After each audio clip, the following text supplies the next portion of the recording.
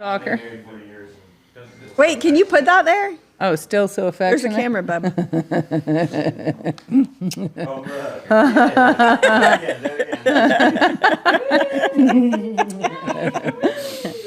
How are we still so affectionate? Well, Well, it's he because hasn't- you're he catching us hasn't when we're not asked the- fighting. He hasn't asked the question yet. I already got my second question. You gotta scoot in. I will. That's the thing. That's what they're saying. Yeah, I'm gonna bring it just in case I need a little bit for my feet. Yes. I went with fashion over function. People were not very affectionate, nor were yours. No, they weren't. Our parents were not super affectionate. I mean, we're affectionate, but we're not like. I think it expresses itself in a lot of different ways. Yeah. Yes, it does. I mean, you can do all this You know, the Are we thing- rolling? you want, but if you don't listen to one We're another, already into it. Yeah. Did you hear my first When- question, or when should I it's- repeat it? When the parents are focused on their Okay. babies, Yeah. all that matters. Yeah. And you guys are really good. with your focus babies. together on their baby. That's Yeah. It has to be the right. together.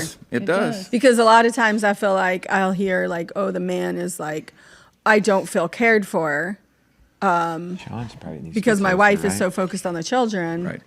And what do you think? And I'm Sean's is thinking, good. well, you need to be focused on Yeah. her Yeah. and the children Yeah. That's right. Yeah. they're in Yeah. there. That's Yeah. right. Yeah. because that's the family unit. That's right. right. That's right. She'll have time to serve you if you help her Exactly. serving the children. Yeah. Because That's sort of, I feel left out. Well, Now, and there she Wait a is minute. certain Say that legitimate again. level of Are we that. talking about the wife? Yes. Say that we're again. talking about. Say that again. Exactly what you Well, said. for the husbands who say, I feel, like I feel left out, or I feel like I'm not getting enough of her attention, this isn't always the right answer. Right. But a big part of the right answer is she'll have time to spend on you when you spend time together with her on those children, right? The us time will come, but first it has to be the us. With them. Yes, That's right. And some seasons That's of your life, vocation.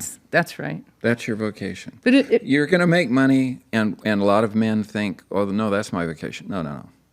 The family is your vocation. But it also comes down to the human walk being one of service.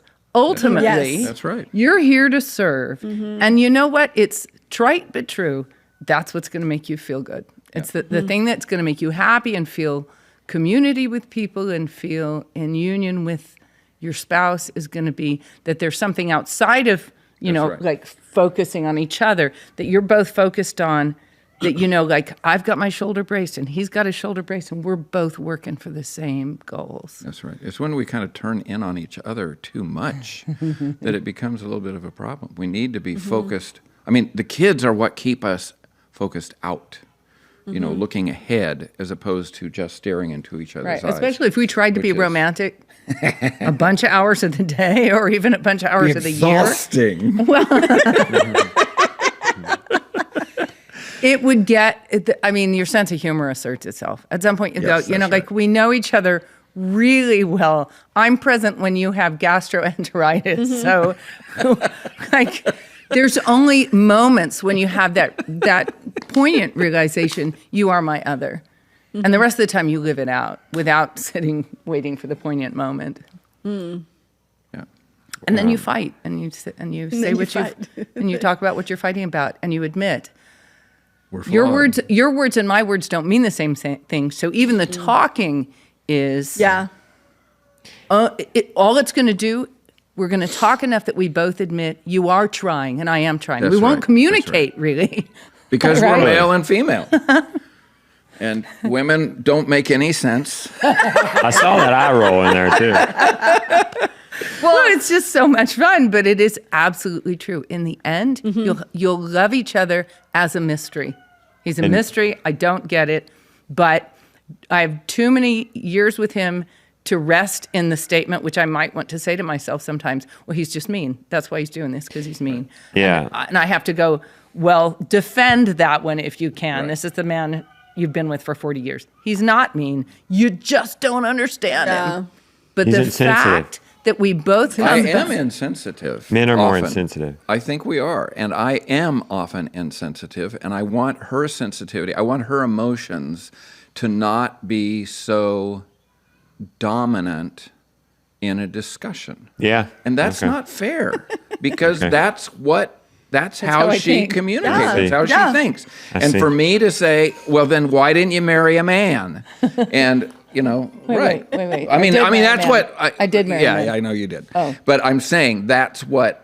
If you wanted a man Yeah. to respond, Right. then marry a man. Right. But I would not recommend that. No, that's what we Right. saw a reel once that the lady was complaining. Oh, I want a man that's sensitive and Yeah, you want to marry a woman. overreach, all these different things. And then what the funny response was, well, what you really want is a woman. right. That's a true saying. So get over it. And I do think that the accept man. male-female bond in the end is like negative and positive polarization and magnets. That the only reason you stick together is because you are so unlike. And you have to embrace that and say, here's this mystery that I want to bat over the head with a brick every once in a while, but I couldn't do without. Right. And we like us. This is something that we actually made this conclusion. This dates back in to when we were engaged. Right. We went through an engaged encounter. And one of the things that occurred to me is I like us better together than either one of us apart. And, I don't know it's if that funny. makes sense He or wrote not. that in Engaged Encounter. You pass letters back and forth, and he wrote that. And I in was the worried note. about it. And it's funny because he was worried about sharing that with me. I didn't know that, right? But I read that, and I thought, he is going to make it to the altar, right? Because at that point, I'm like, well, we're planning a wedding. It's a good thing we're not putting a ton of money into it because I don't know that this man, it took him a long. I was a bad bet. I was Really? absolutely who your mama warns you not to marry. Not really. She No, you didn't, weren't. but I was that. No, my you were not. my You were not. background. There were What she was background telling me issues. about how she There were grew up, background she had issues. some issues. My Tell background us is the the background background that a in brief. psychologist would say to you, that woman is a bad risk. Yeah. Wow. And so, he was cautious. He said, I always wondered, what's going to stop us being the people But I who think get a any divorce man would afterward? do that. And you know what my mom said? So I said to Mom, well, actually, this was after we were married. Before I was thinking, why are we not going to end up in divorce? I mean, why is our odds marriage are going good that we divorce, right? That's right. I just mean, you in look at the world. culture. Were you Catholics at the time coming percentages together? that you're going to get a divorce. And after we got married, we're Catholic, we got married in the Catholic Church. After we got married, I said to my mom, I used to have these concerns, and I said, I don't anymore. And this was very 3 soon. months after we got very married. soon. I said, that doesn't concern me anymore. And she said, that's the grace of the sacrament at work. And I really do believe that Yes. removed, and that's never been a concern for Ever. me. I knew that our marriage is going to last. It What was may the be, it concern? may I not be missed the it. funnest. That's right. That they And What would was get the divorced. concern? That they would get divorced. Yeah, and of course, because like when and you I got asked a that you were 50-50 Catholic. divorce rate, The what's divorce going to rate keep is us 50. together? Catholics can yes. divorce; they can't remarry. If No. so, the teaching is this: man and woman are united in marriage; they become one. It's biblical, right? And what God has put together, let no man put asunder. But that union requires certain things. One is that it have been consummated. In other words, they Right. have had intercourse. But one is that it be that you, to the best of your ability, understand what you're promising and really promise it. So if somebody is like, And promising you will secretly have thinking- children. and open That's to one of the open to promises. children, Right. Yes, that you'll be That's a open to promise you children. make at a Catholic wedding? Happy wedding. Yeah, that's right. Oh. And so when Catholics divorce, that's a statement about their finances and their political situation, maybe about somebody's safety, right? That's a legitimate thing. Like there's a space now because that other person has become unsafe. Divorce and remarriage, we Right. would deny as possible, except that sometimes the conditions for a marriage have not been met. Suppose you accidentally met a loony, like married a lady who was actually off her nut and you couldn't tell and she hid it from you and her family hid it from you. That's not a legitimate marriage. That would get annulled. Oh, okay. If you married somebody loony, outside of their mind. Because she Well, couldn't make the commitment. I see. She She cannot. It's not. She wasn't. It's not loony, really. I mean, it really is someone. I was who- using a or- real example, That's right. but yeah. That's right. But someone who could not understand what a Catholic marriage should be. That you. Okay, now you just broaden the field hugely because in today's climate, how many people have That's ever right. seen an example of lifelong commitment? Most people have seen one or two, but do they know it? So when people say the words, whatever the words are, their marriage vows, and they say, till death do us part, right? That could just be pretty words. If you don't really believe anybody ever can make that promise, then you're not people making it. At 18, 19, 20, even up to 25, there's nothing in your life that has ever been till death do you part. And I don't mean just because you haven't even thought that way. Right. You know, your career, you think, right. well, this is until I get, Right. everything is until. Right. And the marriage is totally different. The marriage is, now this is forever. Not This- only is it not only forever, it defines who I am and from it's now not only on. forever in this world, but we believe, and again, I don't know this theologically accurate, but I believe this with my wife, that when we're in heaven, hopefully We will be praise God, united we will be even united in heaven. That's right. You believe We you'll will be be one. united, recognize each other. Oh, heavens, Yes, yes. I think so. I think heavens, so. yes. Yeah, I will be sure looking hope for so. her. If she goes first, I'll say, "Where are you? You're out there somewhere." I'll be waiting at the gates. I feel like people are naturally perhaps transient. That's what I'm finding. Yes. Because I I'll think ask so. people, this is only coming from, seeing people just move and spouses that's right. finding, kids finding spouses in other states and just, people just are very transient. And I'll ask people at homestead events, Hold on one second. how, Yes, You got a fire in the fire pit. you have to be. no, very- it'll be too loud. You would be very loud. Maybe if they moved the fire pit. Move the fire pit. Move the fire pit to Ashley's house. Okay. Yeah. All right. And Jerry, you can keep all this in there unless otherwise we tell you. We are recording. And if you ever say anything or I ask something you don't want to answer, you can say that and we will cut that part out. Okay. No. Otherwise, This we is don't not cut. live. No. No, this is it's not live. Well, one, it's live, Yeah. but right now, but it's uncut. Yeah, Unless right. you say so or I say so. But we'll have to let Jerry know if we want to do that. Jared. Sorry. Yeah, people are transient. I'll say, one of my questions will be, are you going to die there? Yeah. And I don't know if they don't want to think about death or what, but they can't commit to the land. Oh no, this has been one thing that's been very hard for me is that Oklahoma is my home of not of birth. I was actually born in No, Texas. but the Dougherty's but- been there since the That's right. late 1800s. That's right. And there is a cemetery in the corner of a wheat field where the Doughertys are buried. Wow. And I'm moving to Ohio, and I'm thinking, I want to be buried in that my wheat corner field. of that Okay. in that thing. But we have moved to Ohio, to Appalachia more than even Ohio. Right, not Ohio. We've moved to Appalachia. We love Appalachia, and we farm a Franciscan convent mostly. That's most of what our farm is. We are negotiating. 3 years ago, we helped them build a cemetery. They had two sisters die. Yes, and those are the first sisters that had died out of their order. We are negotiating with the possibility of being buried For a Dougherty corner. Nice. It's in my cow pasture. Yeah. No kidding. We're talking about And a cemetery these- in my where cow you pasture. have These sisters communed with the have land. become our sisters. I worked for them as a maintenance man for 7 years. We've been farming for them for 15 years, and we are very close with them. We love them very much, and but I can understand them saying, "No, this is a convent cemetery." On the other hand, we have heard They're not closed. they're not to close the to the idea. idea yet. They have Little to lay get to corner it. for us. That's right. There's so it'll depend another on part. whose mother at the time, perhaps. Right. I think there's Right. another part of your question too, Justin, because people, like our generation, your generation, you guys are where you came from, but most people have moved a lot.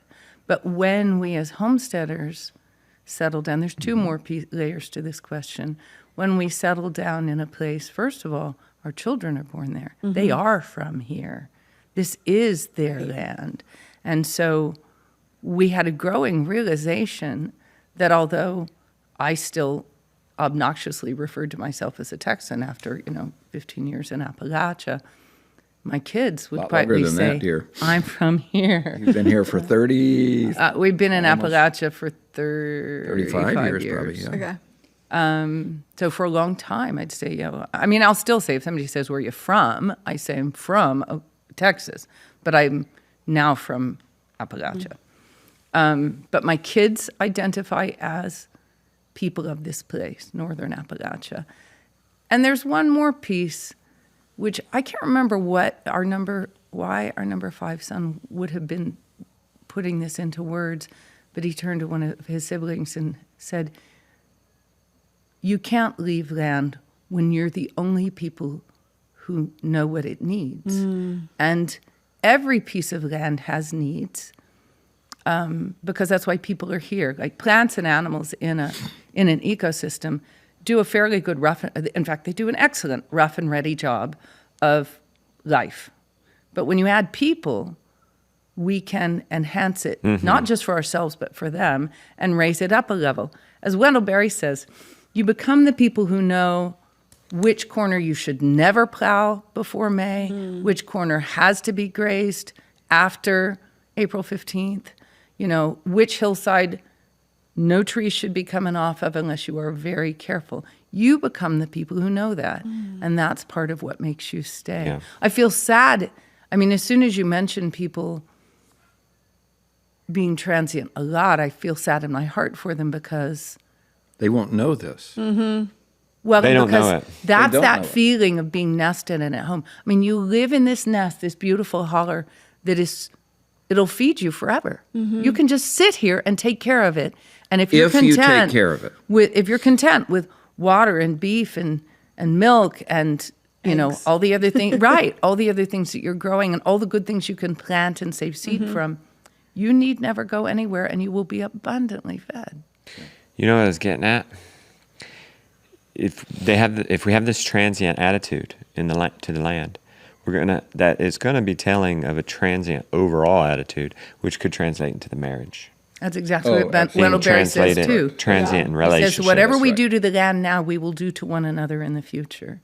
And Oh, it's been wow. true. It's been think how true it's been. Well, Strip The mining. Unsettling of America is the book that he wrote that says we just used land up and we moved on. And that's been the American way. And we Europe didn't have that opportunity because they didn't have so much land and there were enough people there, and they realized, look, if I use this up, I'm going to, That's right. there was a need. I have to eat tomorrow. So we have to think about what we're eating today and how we're going to eat tomorrow. And if we're not taking care of the land, it's going downhill and it won't feed us Yep. tomorrow. You mean that what the United States has been doing for the last 150 You're opening up years? another can. For the last 150 years is robbing our progeny of the possibility of staying? The topsoil, how many feet of topsoil was there? I know. And I don't it even is want to gone. think about And it. it It's will so never sickening. come Sickening. back. It will never come back. Now, we are doing an amazing job, not us, working with our farm, managing our farm, of rebuilding Yeah. topsoil. Right. It will never be feet. It will be inches, and it might even be a foot. A foot, maybe, right? But Or it a will bit never more. be what it was. And there was no reason. Every time, what should have happened was people should have been adding every time. And if you start degrading your land, it's a management issue. You are not managing it Because well. ecosystems don't typically degrade. Now, it is possible to degrade an ecosystem, but it's usually by removing the Hurricanes can large do animal. that. Right. Yeah, but that's a reset. No, Okay, I'm talking right. about an ecosystem which, in its own life, so let's just say that an ecosystem is that vacant field that you pass on your way to work or on your way out into the country, and it actually does a good job of collecting sunlight, holding rainfall, and cycling it into as many possible kinds of life as it can, and then recycling it. It may do it slowly, and its principle, our principal objection is it's not doing it in any way that feeds people, but it's Right. doing a great job for itself, so it's good at it. When we come in, we can either be observant and respectful. How does this work? What's here? What's going to make either these things do their job better, or in most cases, how am I going to bring in, say, an animal who can help me change this so that it does grow people food now? And I can either be observant and help the processes that do that naturally, Or I can be a fathead and think that human beings with machines and chemicals are smarter than nature. And I can come in and say, I want this canvas to look different. I'm going to use a bulldozer, and then I'm going to spray it, and then I'm going to plant what I want. And then I'll sit back and expect it all to grow like it was an ecosystem. And it won't. Right. And the motivation is totally different. The goals are totally different. So my goal is to turn this place into money. And that's my goal. I want to turn this into money because money in this, and now understandable in the urban setting, money's everything. It's the arbiter of all good things. And the winner in the urban setting is the person who has the most money, because I have the most freedom, because I can choose whatever I want. I can go into Kroger's anytime I want. I can hang out with whom I want to. Right, and I can buy whatever I want. Not in the country. Well, I mean, we could, and if you try and do that in the country, you end up mining your property instead of. You mean if you try to make the most money in the country? Yeah, that's what we find, is that the people who are trying to say, well, I'll just turn this, farming should be easy, I'll just turn it into cash. We find that they end up usually mining. It is a rare person. Joel is an exceptional entrepreneur who is very good at generating money, although he doesn't live like he's got a lot of money, and also makes his farm better. But most people also makes a bunch of other people's lives better. Right? Yeah. And I think Will Harris does that. I think I don't know enough about Will Harris, but I think he does. From what I hear. I think Greg Judy, I think, does that. Definitely. They're making their farm better. Definitely, Greg. Judy. Many young people who start off farming or start off homesteading that we talk to, and they immediately start talking about cash. How can I turn this into cash? They're not good at it. And they end up they burn out, and they also end up starting to watch their farm degrade. I think a lot of what's going on, though, don't you, is that when you come from a model where every good you have ever experienced, except for your mother's kiss, has cost money, right? As you grow up, you realize, you say, Mom, I want that. And she says, well, we don't have money for that. Or, Mom, I want that. And she said, well, we'll have to buy it. You realize you can't flush the toilet without paying a bill. Every single good comes through the medium of money, which is kind of funny, because if you believe in God, that's where all the good things come from. And we really have a mindset that has utterly overlooked the possibility that there's a God making all this happen. And we think it comes through money. So naturally, our sense of security, our sense of success, our sense even of being lovable centers around how much money we have access to. And when we want a good thing, we typically think, okay, well, do I have enough money for that? And it's a change of mindset. Don't you see this all the time in young homesteaders? It's a change of mindset for them to come to the homestead and realize, when you want a good thing, check here first. That's right. You may have to change your good thing. Like I can grow hazelnuts. I can't grow almonds. Fortunately, I like hazelnuts, so it's okay for me when I want nuts to say, where are the hazelnuts instead of call that your standard. I need some almonds. And that's a poor example because it's so far down the line. But think about chickens and eggs. You learn to turn to the chicken house for eggs instead of the store for eggs, and over time, you even learn to monitor the chicken's well-being by giving them their most natural setting so that they can produce the best eggs. That's a learned process. Yeah. I don't know if you guys grew up doing that, but most people didn't. We didn't. And don't you see that? Don't you feel like you see that a lot of times in the beginners who come to you, that they haven't figured that one out yet? Definitely. What's your flow then when you want something? We do really ask. Instead of thinking about money, what do you think? I always say I am so. You can call it frugal, you can call it cheapskate, whatever it is. Let's see. Every time I see $1 going off the farm, that means my time. I have to spend my time developing Doing work for somebody off farm, because that's where dollars come Making from. that dollar. They don't grow on the farm, so the dollars have to come from off. So I say, could the farm provide that? That's first. And second of all, I say, do we really need that? So, for example, right now, we're in a drought. we always are counting on right now at this time rain coming down. Are you sure you and wanna go growing. here? Why not? I think this is okay. Because this is one we haven't worked out I for know, this year I yet. Ooh, I like that even better. That's right. Let's But- keep working it out. That's right.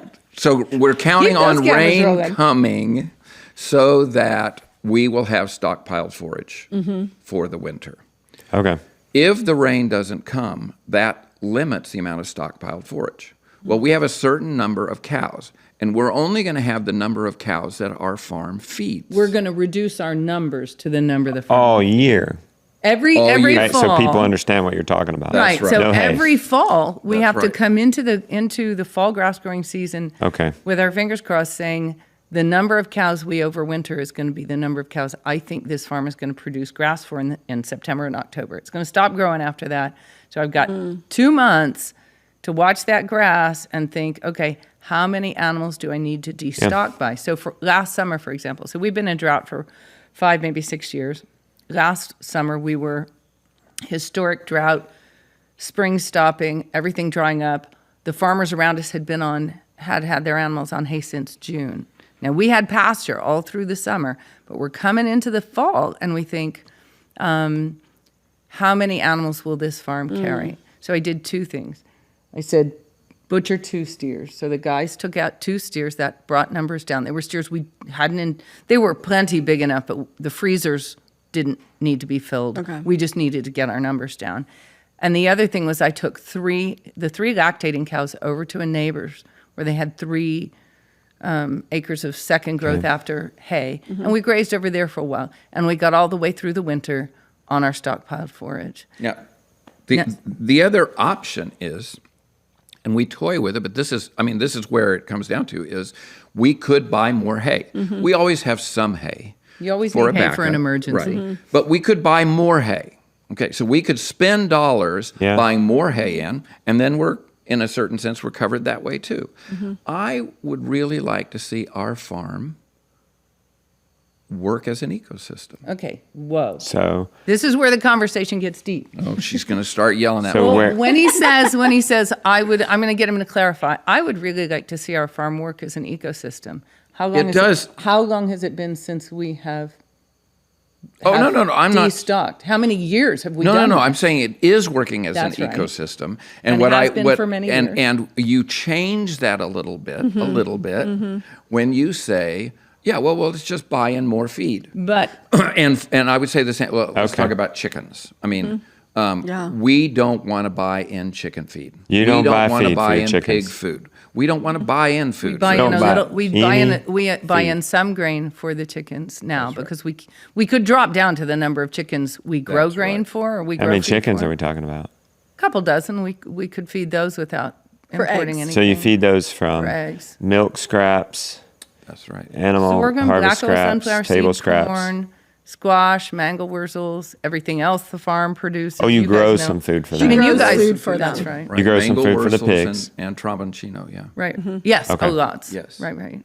So that's what we're trying to do is how can the farm provide their food rather than us buying in Okay. food. Okay. And one of the really significant parts of that, and I think a lot of people do not get this, is I don't have as many cows as I want. I have as many cows as my farm will feed. Yeah. Yeah. Okay.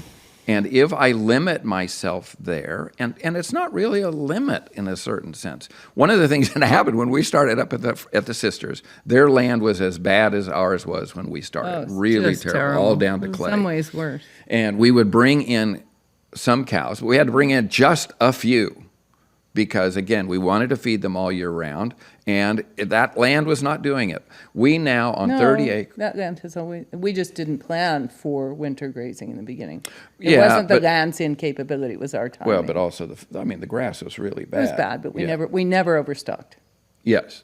Yeah, right. We didn't overstock, and we might have overstocked, I guess is what I'm saying. Right. We would be overstocked now if we were doing what we were trying to do. Because we now run 20 some odd animals on 30 acres. We couldn't have done that just on that grass before. We've been able to build up that herd because our grass is that much better. Our soil is that much better.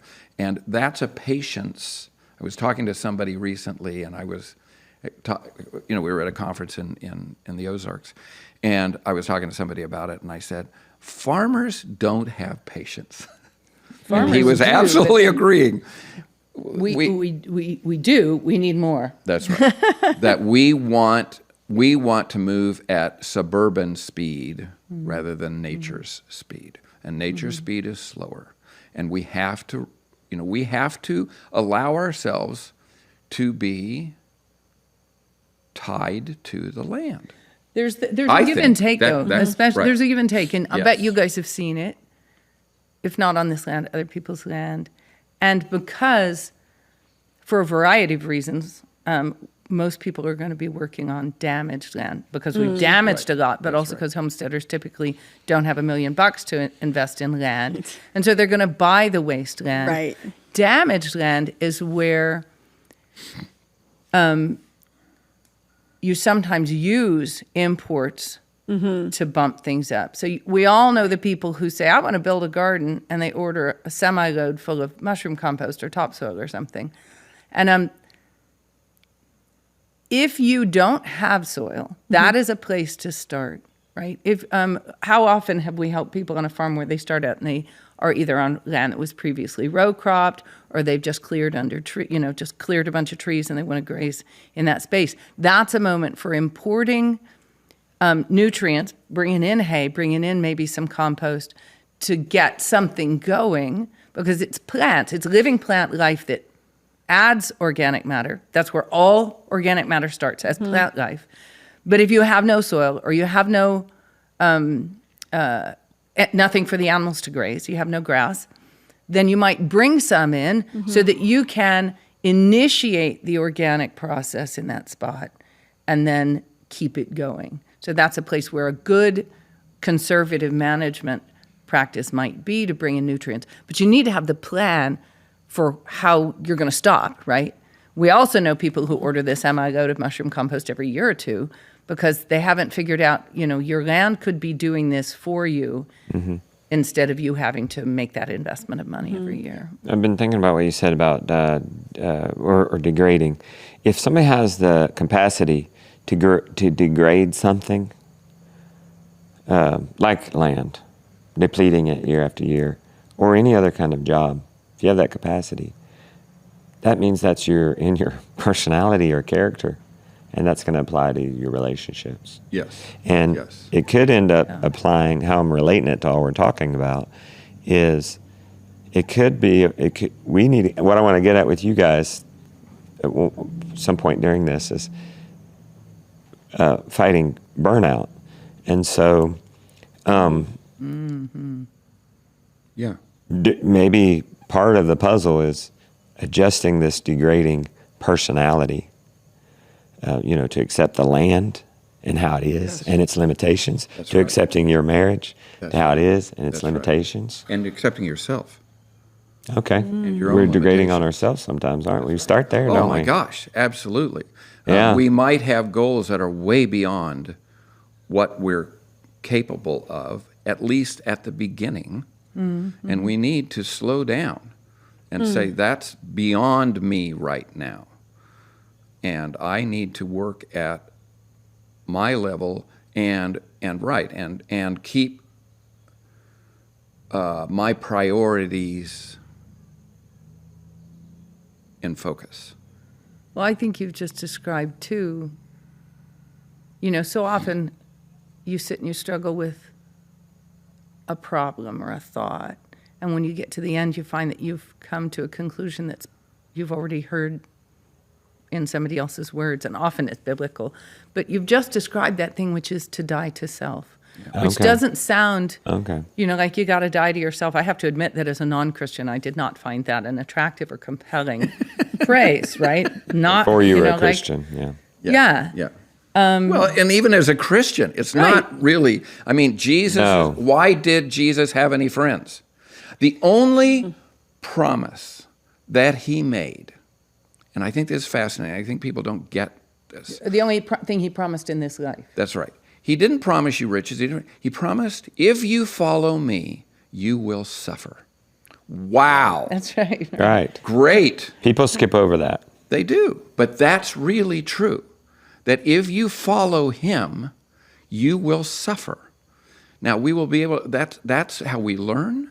That's what we need to go through. That's what makes us a better person. And in the end, it's what makes us happy. That's what right. I'm going for. That's right. Because that burnout question is it's a vital one to address. Like, where does this come from? And I think it comes from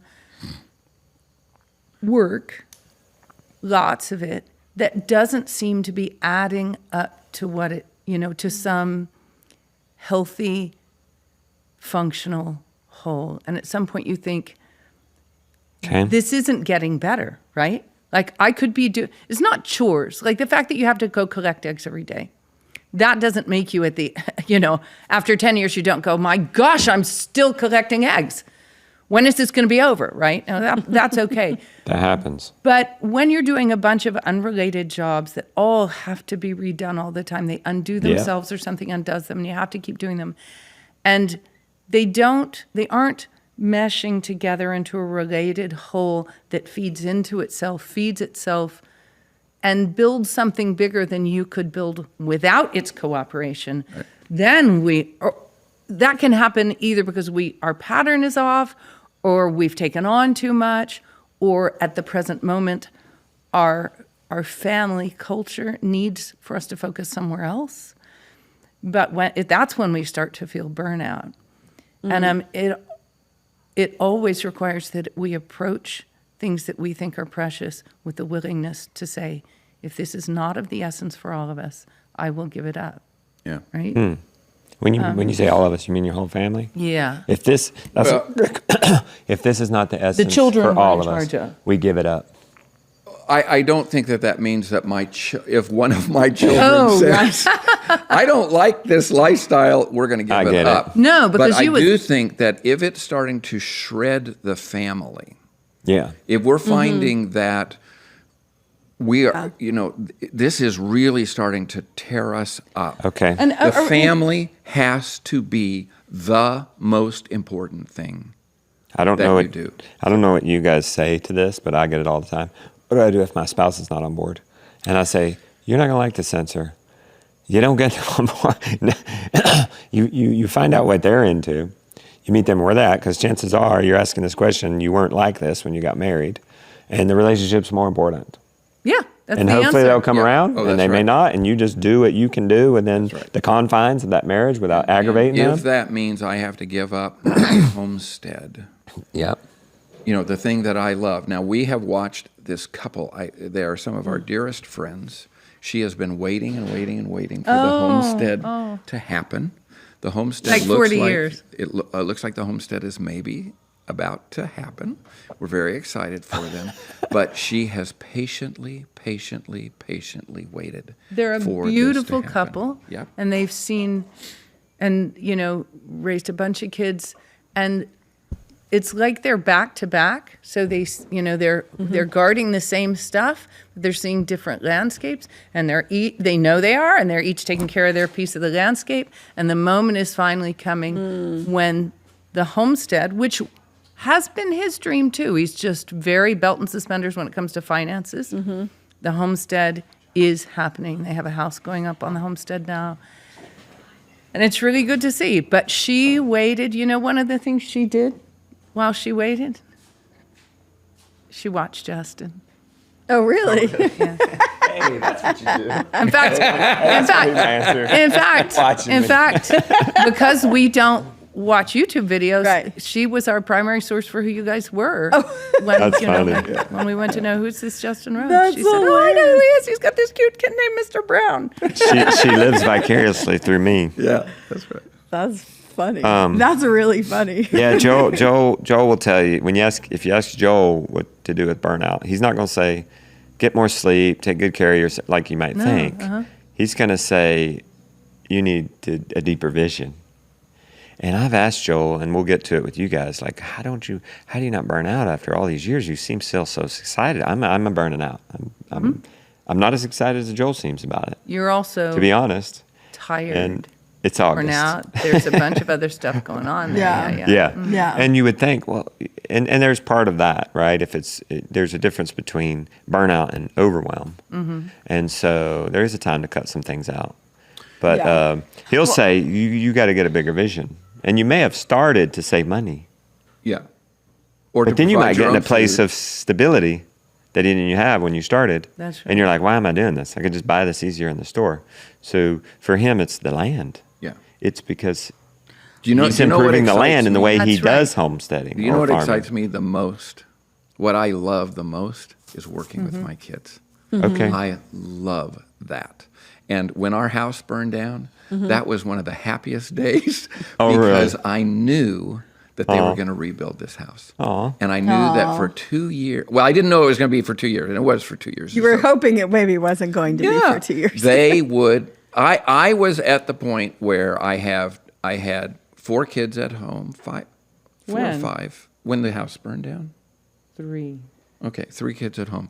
And what I was imagining was the days of the summer. So I mean, part of why I taught, part of why I said I will take that No. on, not as The my vocation. only reason this man taught was he said, I did he not looked at like the me idea of it. the summer of 1986 and said, I hate school. I always hated school. I don't want to be a professor, but I want my summers off. And that was how he ended up teaching. And that's how you could grow and work with the kids. That's right. And so that allowed me. But I was at a point where I'm thinking, okay, because summer would be the time. We would be the summer of the barn building or the summer of the When the garden is B&B really or gonna the be summer good of or something. Yeah, it was whatever. very.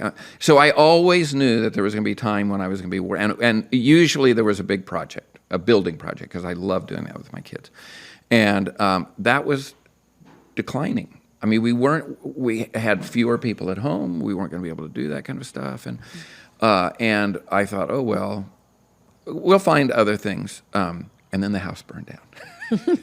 And I did not do that intentionally. I did not. Oh, I know. But it was very exciting. And then what they brought to it was beyond my wildest dream. Can't wait for you to see it. I'm 'cause really I can't wait. excited. It is really lovely. You saw the old house, and it's just So next fantastic. summer we're going to be in Ohio. So, we're going to have to so come. Oh, out. yes, absolutely. For the So food summit. Yeah, Absolutely. you We'll be at the make- food summit as Make well. sure so. let us know before Yeah, we'll or tie after, it. and We we'll will block tie the into- B&B. Yeah, if we Yeah. drive, we can tie it in. Yeah, So we're going to drive, I think. I think that makes Right. the Well, most and we sense have the for us. B&B.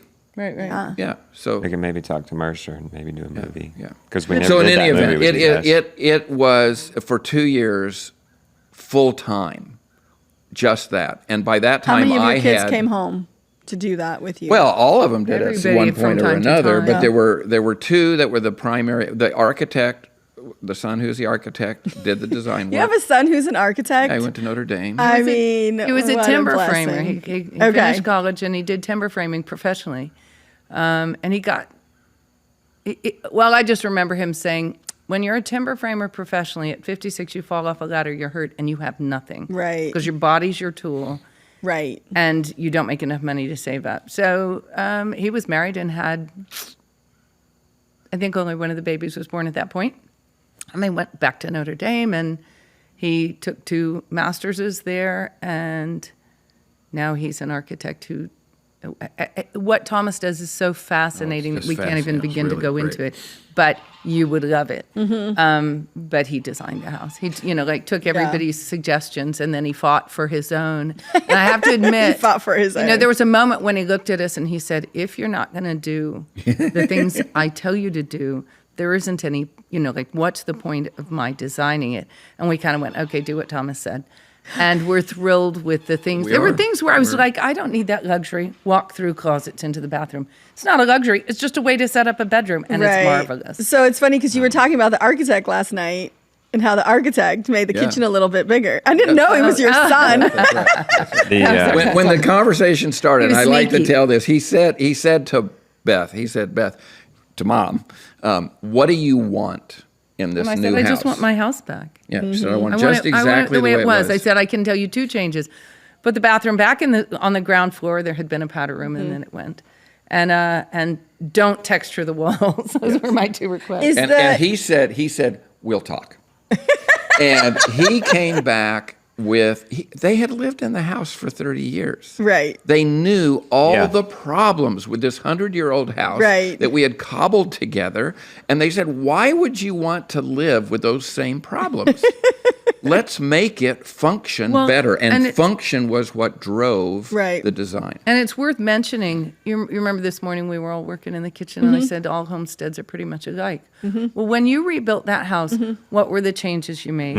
You opened up the south wall, you raised the ceiling, you made the kitchen a little bigger. Those were exactly Lot the bigger. kind of, exactly We made a those huge changes. pantry. We Yeah. moved Yeah, stuff. that's right. A big pantry. That's We right. moved stuff off the south wall so we could put windows there because Yep. the ceiling's Yep. higher, the windows are taller, so a lot more light Right. comes in. And your basement we is a made more kitchen workroom. space. It's where the Yeah. milk comes into the Exactly. house. It worked out well for Luke to be butchering down there. Yeah. And Excellent. we butchered our first pig down there in that basement just a few days ago. And the basement was perfect. Okay, so you guys kept the footprint of the house, or is the Exact footprint footprint. It's exactly different? the same. Okay, We so, added porches. but okay, so other the than that- footprint is the same, Yep. but the layout is different. It is. And one of the Even biggest the layout things- isn't very different. My Yes. kitchen's right where it was. Okay. And if Thomas hadn't insisted on taunting me with it, I'd have said it was the same size. But he says it's bigger, and I'm sure he's right. One of the biggest changes was, though, that the south wall, the wall that you would want the Lights coming in on, was where all the stairs were, which Okay. prevented us from having windows on that side. So he moved the stairs to the other side, and now we've got all these glorious windows on the south side. We have Just not right here. had, well, we've had winters in there, kind of winters before it's been, we moved in on Ash Wednesday, which is, I don't know, that's a good time to move into a house you've just burned down, Ash Wednesday. But I'm really looking forward to this winter with all the sunlight and Yeah. the heat coming in from that side. I really think that this is going to Yeah. make our house warmer. It's going to need less fuel Right. to heat our house. I have to say, our house, we have a wood boiler. Yeah. We can barely use it. Yeah.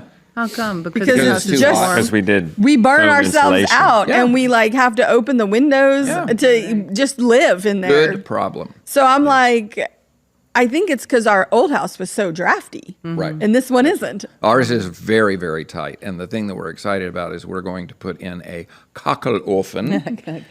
Kachelofen, which is a thermal, massive thermal heater on the first floor, which is what we hope. The base is there, but you don't build those until the house is in, because once they're done, you do a bunch of pre-burns to cure it, Yes. right? So it's in. Now we have to wait till the. we- Normally It's we warm would enough. wait till Or fall cold and build enough, it. yeah. And But we have a this fall for temporary all of us wooden is- furnace in there, and we're waiting on William to have the time to be able to build this. Well, and he masonry might have stuff. had the time. Only our daughter Masha got engaged That's right. in Congratulations. August, and she's getting married in October. So But we're not bitter. How many kids we're do you thrilled. have? 8. 8 and 6 are married. 5 are are married and six. the 6 is about to getting get married. Right, right. Okay. I want to get into the kids. Yes. I'm definitely going to talk about kids and how they're still around. Yeah. And their adulthood. I want to get to that. That to me, that's success in parenting, is that your adult kids want to be around you. So Yes. that's my goal with our So kids, and too. I want We to wanna wean, be around them. wean from you Right. guys in that. I want to go back though to the close this chapter on this burnout, this Yeah. degrading. I Yes, think it's yes. all connecting. People will ask me, they'll want to say, "Well, they're coming down on my guns in New York. I want to move. Where should I go?" I mean, that's a problem. Guns are Yeah. pretty important.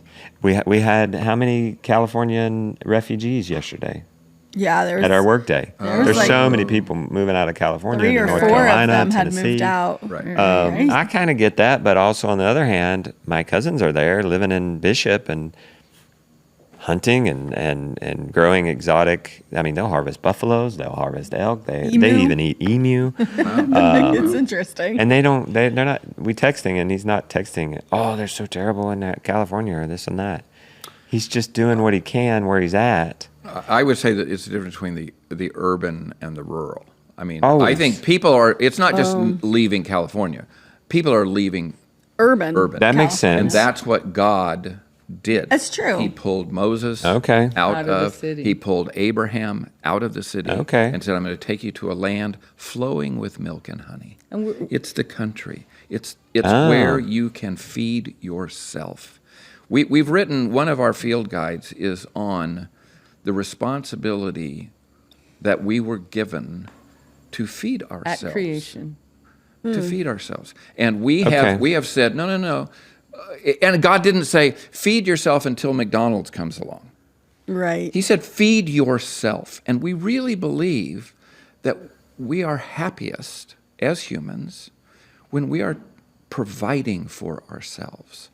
Not in a restricted sort of way, but where we're feeding ourselves. Okay. And it is funny to think that today we, sort of culturally, we look at human beings and think, everybody walks to a different beat, and like there's a million different things you might be interested in, and maybe so, but foundationally, for most of the history of humanity, most people were vitally interested in plants and animals and caring for them or hunting them, because if they weren't, they got their genes out of the gene pool real quick, and they didn't pass that trait on to any offspring. If you didn't find the natural world fascinating enough to learn its ways and get it to make food for you and build fertility so it will go on doing that, then you didn't live very long. Right. So what we consider this wide array of options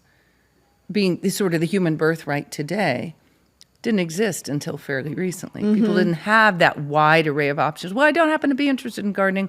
I'd rather paint watercolors. And I think, well, I get that, but if we apply that judgment to anything anybody happens to want to, I'd rather play video games than anything else. Think how many, this isn't a joke. Right. For many people, it's like, well, that's where I find my fulfillment. I think, well, good luck with that one. I don't think you can,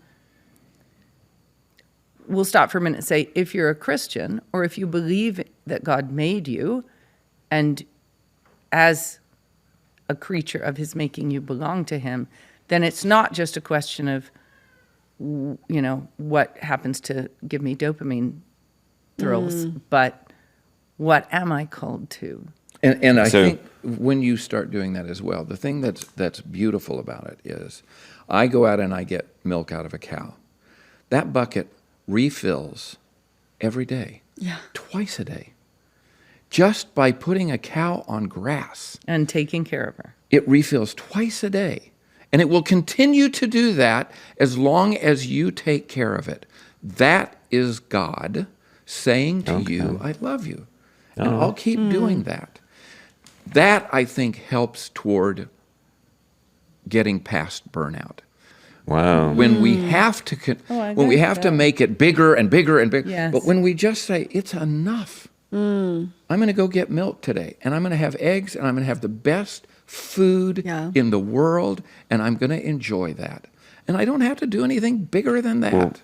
Will then help us here, because Catholics don't shy away from suffering, I noticed. There's prosperity gospel sprinkled all throughout Protestantism, and there's a spectrum of it. Yeah. That only good things come from God, and the devil's the my. bad things, and this stuff like that. Ooh, that would But mess me up. and I can't say that's everybody. Right. No, I mean, I definitely but think there's. should I? sex. So I should say then, if I'm going to look at the milk pill different now, I'm going to hopefully remember what you said, and say this is God saying I love you. But what happens when? Just a shallow example. The milk bucket got kicked, or she didn't get bread, and the milk pail's empty. How do you find God's love in the hurt that comes with homesteading, in what might be causing burnout? Well, and this is something that Beth and I say, this is faith. That's where faith comes in, is the belief that God loves us even when you're staring at a dead cow. Or staring, as Beth's example is a dead zucchini. But whatever it is, facing that's when, if it was, now for Adam and Eve, it's very possible. You're saying I still think they worked. before the fall. Before the fall. I still think that they worked. But I do think that it was, in some sense, It was always there. They had a relationship with God. They were able to talk with God. God did not veil himself. God is now veiled. And so we can't see beyond the veil. Every once in a while, we have somebody like St. Francis who is able to look through that veil to the point where God even wrote on him. Wow. He had the stigmata. Did you know So- that? St. Francis of Assisi I know him, but I don't know they got rid on. bore the marks of Christ's crucifixion on his own body. So it's a rare phenomenon, but you see it throughout history. And in fact, there's been a recent when did Padre Pio die? In the 1970s, maybe. A Capuchin friar died who had borne the marks of the stigmata for 40 years or something. So it happens rarely. And I think of that as God writing on a human. But he also, the first step is to remove the veil, is to part the veil a little bit and let us see. And we all have moments when God pulls the veil back a little bit and lets us see. But for the most part, that's part of the fallen condition, is that we are not able to see that thing. And it is when the cow is dead that I think the veil feels maybe most closed, or that you begin to question, how could this happen to me? That's the question that C.S. Lewis, I think, is, why do good people have to suffer? That's a tough one. And It's a tough question. Winter before last, just a slight slip in calculations. The only 2 dairy cows we kept lactating into the winter were our 2 best producers. Mama didn't do the math and say, yes, and they're also 9 and 11 years old. They are older cows.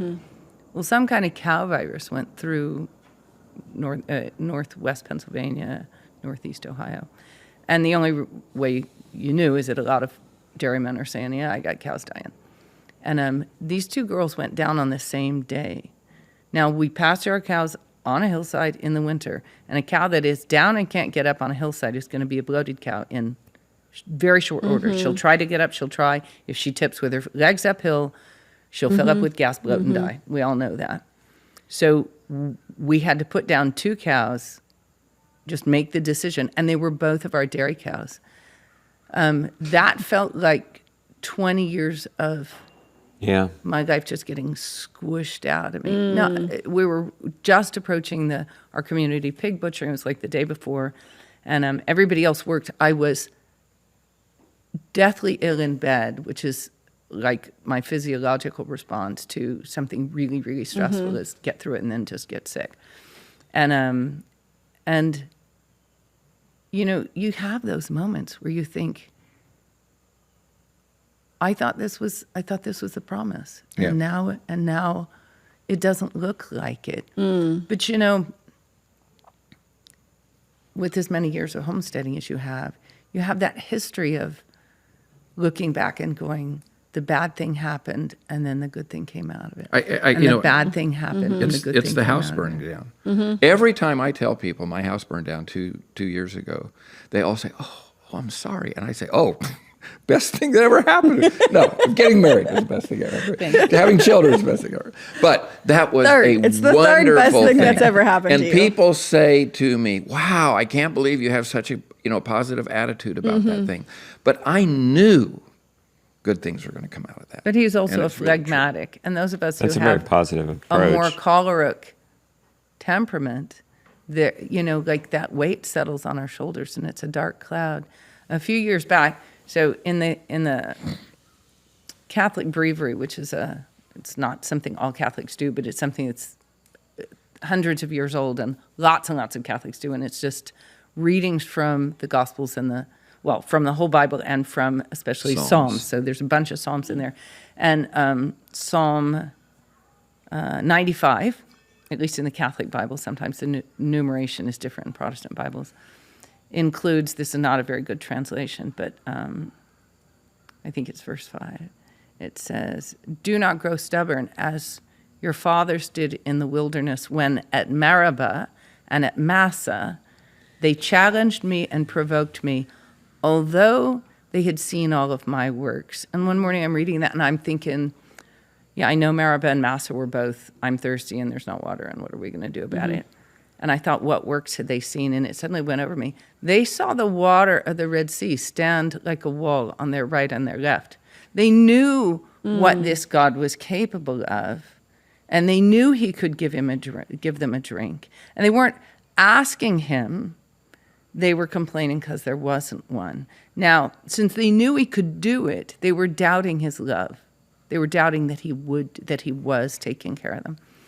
And I think homesteaders reach a point, if we keep going, where we have seen so many of his works, that we can always say, I know nature works. I know God ordered it to our happiness, to beauty and health, because I've watched him do it for so long. You guys graze cows in rotation.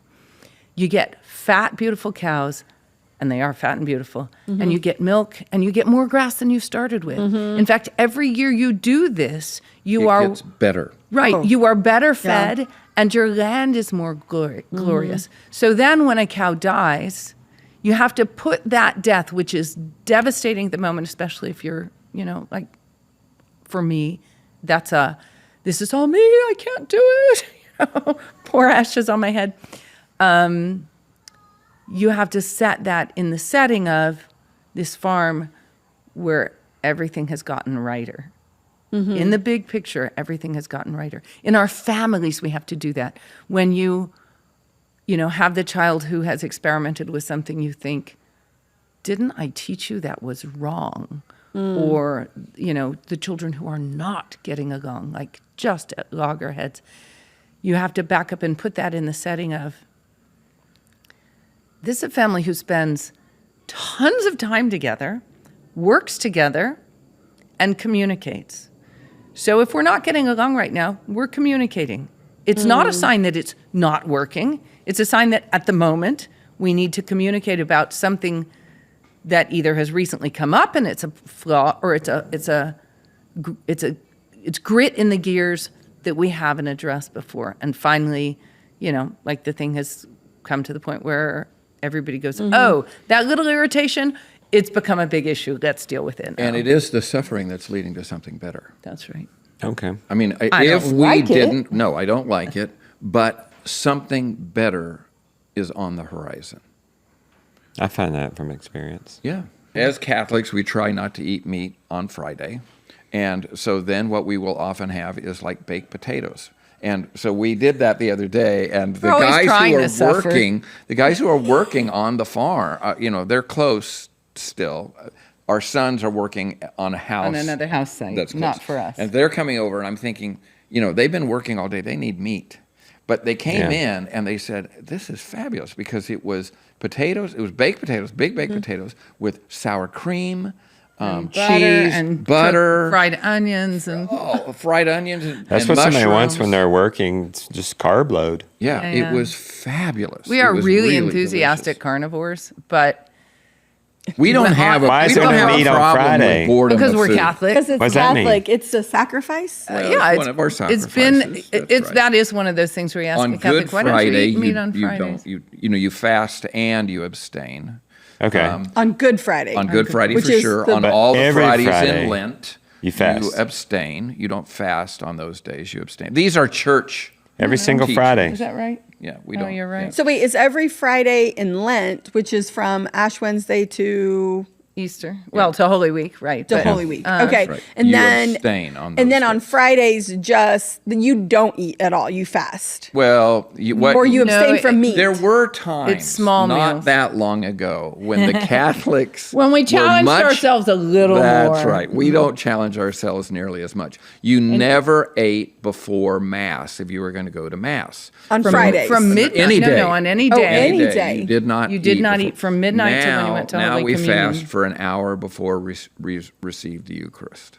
What he's saying is the historic church has had much stricter observances than it has had Okay. since Which were probably 1963. much better for us. In 1963, Vatican Council II closed, and a whole lot of stuff got watered down. Not doctrine, not dogma, but just practices. Okay. So prior to 1963, there were a whole lot of Ember Days in the church, and Ember Days were days of fast.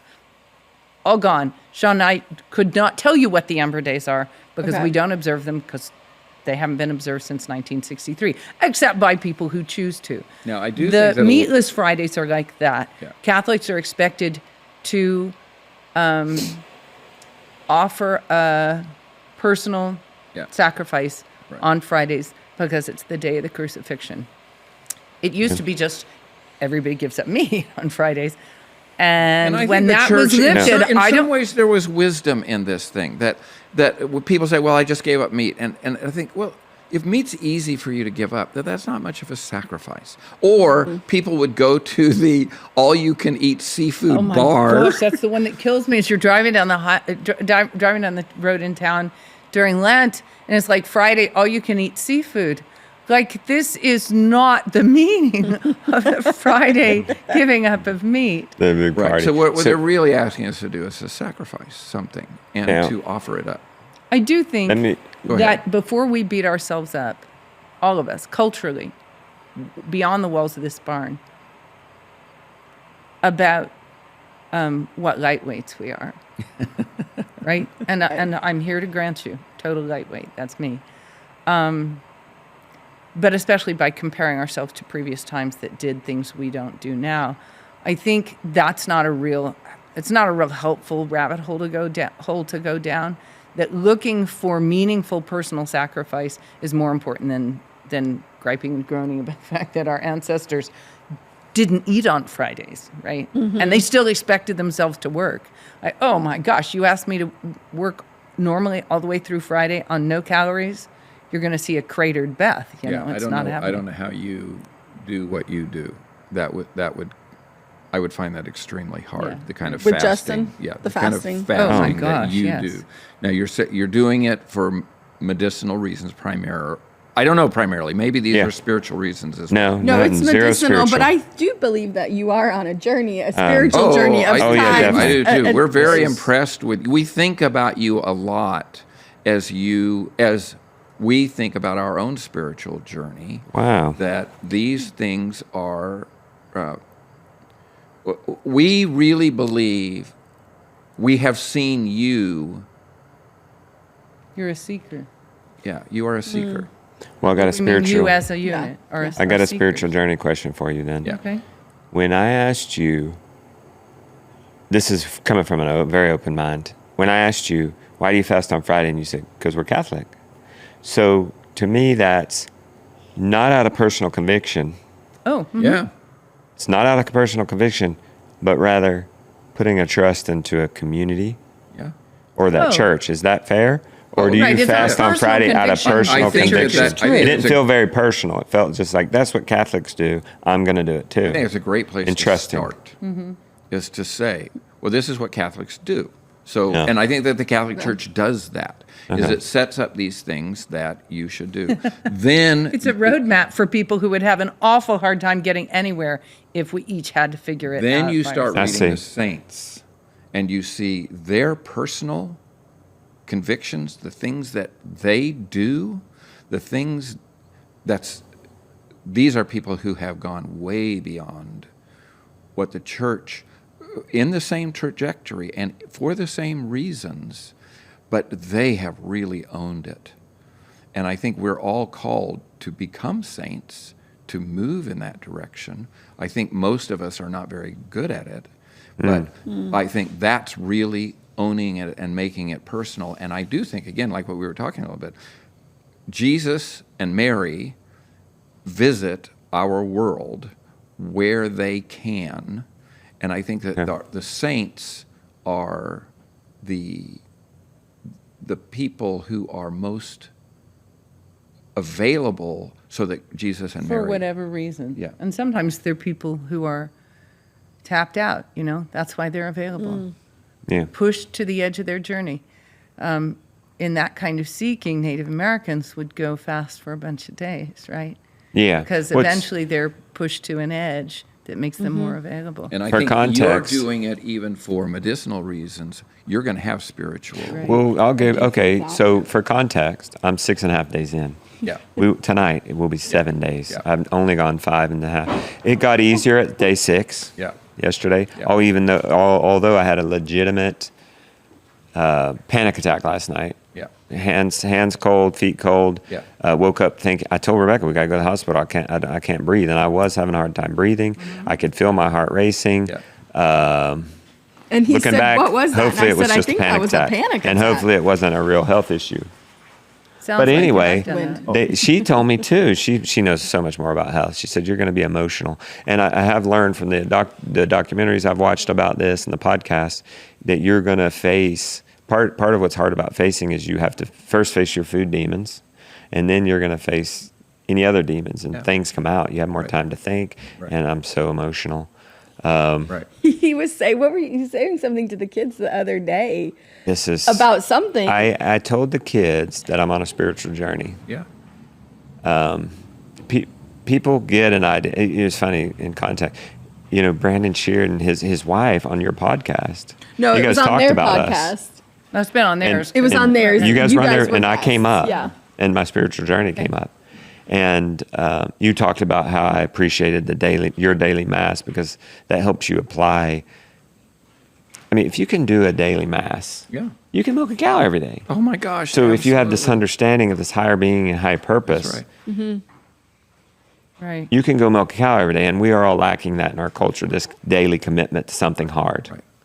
and special and higher than us. And the certainty, I think you're saying, and this is coming to me, and the certainty that's the source of this commitment that I'm making this not just to this happenstance. Well, I've decided cows are what's going to be making the world good.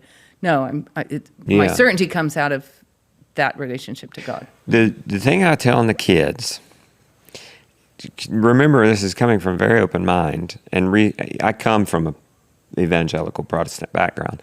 It's funny because she said, Brandon Shear's wife Mrs. said, Sheard. he's a very passionate Protestant. About Justin. I'm thinking, where'd that come from? I've never said that. Right, isn't that funny? I've never prayed on the vlog. I've never shown any other signs of Christianity other than my kids are very Christian names. Uh-huh. And then we fell off the wagon, and now we have a Henry. And now we're rediscovering everything, okay? We named Henry after our grandpa. We're on our own journey. So we were once very zealous. Protestants? Yes. Yes. Okay. And maybe but I haven't been since I've been YouTubing or a public figure. I so- think most people probably still perceive the two of you. Well, we still have a lot of the values I was that going to say, you're modeling. I think The that- values, yes. Yeah, I think that You're occupying a space that we think of as being Yeah. Protestant right. Christians. Yeah. I think that for us, that we are from what we were to what we are now is just so very different, and we have questioned so much of what we were, and that has brought us to who we are. I think that we're still trying to figure it Yeah. out. Like we So- felt like we had it figured out, but then we had circumstances happen in our lives that shook us, and then we were like, we don't know. your core. Yeah. So, so at the table, we're I haven't read the Bible in a long time. And I'm starting to read it to the kids. They have a lot of churchy Bible reading kind of friends. And the Bible is, at the least, a very important cultural piece. Absolutely. Book to read. As a lover of book reading, Sure. that's a first Great one way you in. go to. That's right. So I'm reading this to them, and we started in the beginning, and we're reading the Torah, the first 5 books of the Bible, and what did I get emotional about? was it? Oh, it was pork. Okay, so okay. we're reading in the Bible, the first 5 books of the Bible. God's heart is very much, you brought it up. He took the people to the land. That's his heart for his people. That's right. And you're saying that's still alive today. Yes. He still wants his people That's right. to live off the land. Well, so I'm reading the Torah and I'm thinking, he's really passionate about the Sabbath. Very passionate. Yes. So much so, if you didn't keep the Sabbath, you could get killed. That's right. It's in the 10 Commandments. Yeah. So I'm seeing that he's passionate about unclean, avoiding unclean animals. And so I'm having this conversation with these kids, and there's other things that seem impossibly hard to keep. One of the big commandments is don't eat the meat that has been boiled in the mother's milk. No problem. I can keep that all day long. Mm-hmm. Yeah. But there are some harder ones, keeping the Sabbath, and that means you're not starting a fire on the Sabbath. You're not buying and selling. It's not just rest. Oh, okay. So I tell the kids, let me get to, I'll get to the point about the pork. So I'm saying, in the deep of it. So I'm saying I say to the kids, first of all, kids, I'm really open with them. Yep.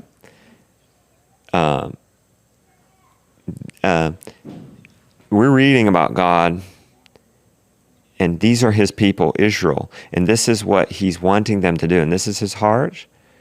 And I'm saying, and I said to them, I wonder if I can be that people and can be included in that, if he even wants me. And of course I cry. Right. So, but these are clearly good, wants you. deep questions, because he did have a chosen people. That's so Can great. we get in on that? I don't know. I'm figuring that out. Well, I Right. did bring some things up. She was a spoiler. I She got went to the straight- spoiler I lot, got and then she was straight like, to "Oh the well, Testament." Jesus, he came and he was the atonement." Rebecca, you spoiled it. I want them to read. I want them to. If you see that you're going to be killed if you don't keep the Sabbath, and then you see that Jesus got killed because you can't keep the Sabbath, it's going to mean something. Yeah. Well, and the question becomes, what does it mean to keep the Sabbath? Yeah. Yeah. And there should be something different about the Sabbath, Right. clearly. Now, different people have different answers to that. And to me, the thing I love about the church are the sacraments. And the sacraments are the things that, and it's the Eucharist. And we really do believe that when we go to Mass, God changes the bread and the wine into the body, literally the body and blood of Christ. Now, that to me is why in the world, That and this really is- sounded skeptical to you when you were a non-Christian. yeah, but this is to me like the bucket filling up. So God will fill this bucket with milk, and all you have to do is do this thing. And you can go to Mass every day, and he will give you his body and his blood. Yeah. And all you have to do is go to Mass. And I think a total no-brainer. Why in the world would anyone that believes that he's offering this to you not go to Mass? Well- if you'll show up for 30 minutes before work every Oh, day, that's I'll right. hand you $100. All right, people would be there. Show up, right? People would On be the there. way to Gotta work, get her a I'll be mic. there. I'm gonna go out 30 there. minutes and I get my $100. Something up. We get the body of Christ. What I got at with the kids was pork had been, I've been fine with it, but then a few years ago when I went carnivore, if I only ate pork, I would get nauseous. Okay. And so I'm really starting to question pork, and then I'm seeing, and now I'm dealing with this. That was God's heart, Right. that we abstain from unclean animals? Right. It was. Right. Is it still? Right. And so that's just what I was sharing with the kids, and I've come to the conclusion that if I want to stop eating pork out of a spiritual or a health reason, it doesn't even matter. I don't really need to stop them necessarily. Yeah. They're on their own journey, Right. and so it was kind of going over it with them. When on that. they see that their parents are on a journey and that their parents welcome them to be in that journey, Yeah. and that they'll have a journey. And especially when we let them see, there are some places where we are simply the authority and we call the shots. Because that's Yeah. what parents Right. do. But that is not because I'm an authority figure and you're a peon. Because these are the places where it's important for us to have The Yeah. adult brain. Yeah. To have the adult If- brain that Right. undersees the big picture That's and right. to But when they know what see is us coming. in it and welcome them into seeing that we don't know everything, and that we're looking not only that, we're very likely looking to a hierarchy and somebody at the top of it who has the truth, who knows what goodness is, and is going to tell us. Then they join us in that search. That At means least they see that there's something serious. Right. And When I they don't- see us be serious about something, serious to the point where, and to me, I can tell when someone's serious about it because they're willing to suffer. Right. Go out They're of their willing to way suffer and for this thing. Then I think, okay, you're serious about this, that you're willing to suffer for this. And that really encourages me to be serious about Okay. something. Right. Okay, so okay. What is wrong? Is he calling Papa or Mama? And where is... I think he's on the phone. Yeah, I'll go Henry? check it. Do It's you want me Henry. to do it, or It you? is Henry. I'll check and see what's called. Okay. Is he saying Call of the wild. No, you say something good about the willing to suffer, because that would be some of our deeper questions. Is I don't see a lot of people that are going to church that call themselves Christian that are willing to suffer for doing good. Lily takes horses seriously. yeah. She suffers for them. We know Lily is serious about horses. Yeah, that's She right. goes She to makes lots of Greenland to take care of sacrifices. horses. Right. Yeah. And I think that oftentimes, and this is something that I find in the church, is that I go to Mass with other people and I see them for an hour. I don't hardly see them at all. I'm often very surprised then when I hear the story of this person and what they do for their sacrifice. Okay. Or what they do that's really important to them. So I would be careful about saying these Christians don't seem to sacrifice. Maybe they don't. That's true. Thank you. And maybe they do. I do feel like, every time I go to a Homestead conference, I get kind of hopeful. I think, wow, there's all these people. They seem to be getting serious about homesteading. Yeah. They seem to be serious about this kind of thing. And then we go to Walmart, or, we stop it, or we drive by a Walmart. We try not to go to Walmart, but we drive by a Walmart. And there are as many people as that were at this conference, and that Walmart is full every day. I know. Of people pursuing convenience. But I'm also going to come down on Justin's side a little bit in that, as long as we're self-accusatory too, that you talk about convenience, you talk about unwillingness to suffer, and we don't. Yeah, I'm see wondering the if you're sense- being picked up on that mic, Beth. No, go ahead. We don't see the sense. They make a pill for that. Right. Why would Yeah. I suffer it? Right. That's right. Yeah. And That's and. right. What was the question? Even that is so whether like when we look at Christianity as it is today, have we Christians rejected suffering? No, okay. And partly the answer is yes, and partly the answer is we wouldn't know. And lots of people have lots of suffering. The lady at church who you think, what makes her dress like that? And then you find out that she takes care of her old mom. She may dress like she doesn't know what modesty looks like in my eyes, but she's taking care of her old bedridden mama. Like, who am I to judge here? Yeah, Right. It's better to get to know. It's better to get to know somebody before you judge them. 100%. I don't, because this is it. I mean, like, we put our lives on the internet.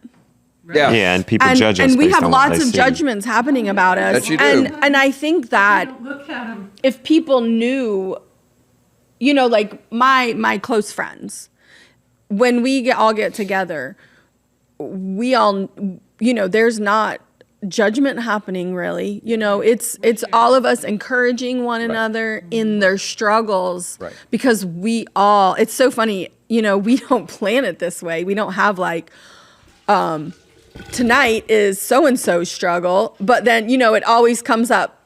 We're pressing, not in an ugly way, but in a, like, how are you really doing? Yeah. And everyone kind of gets their turn.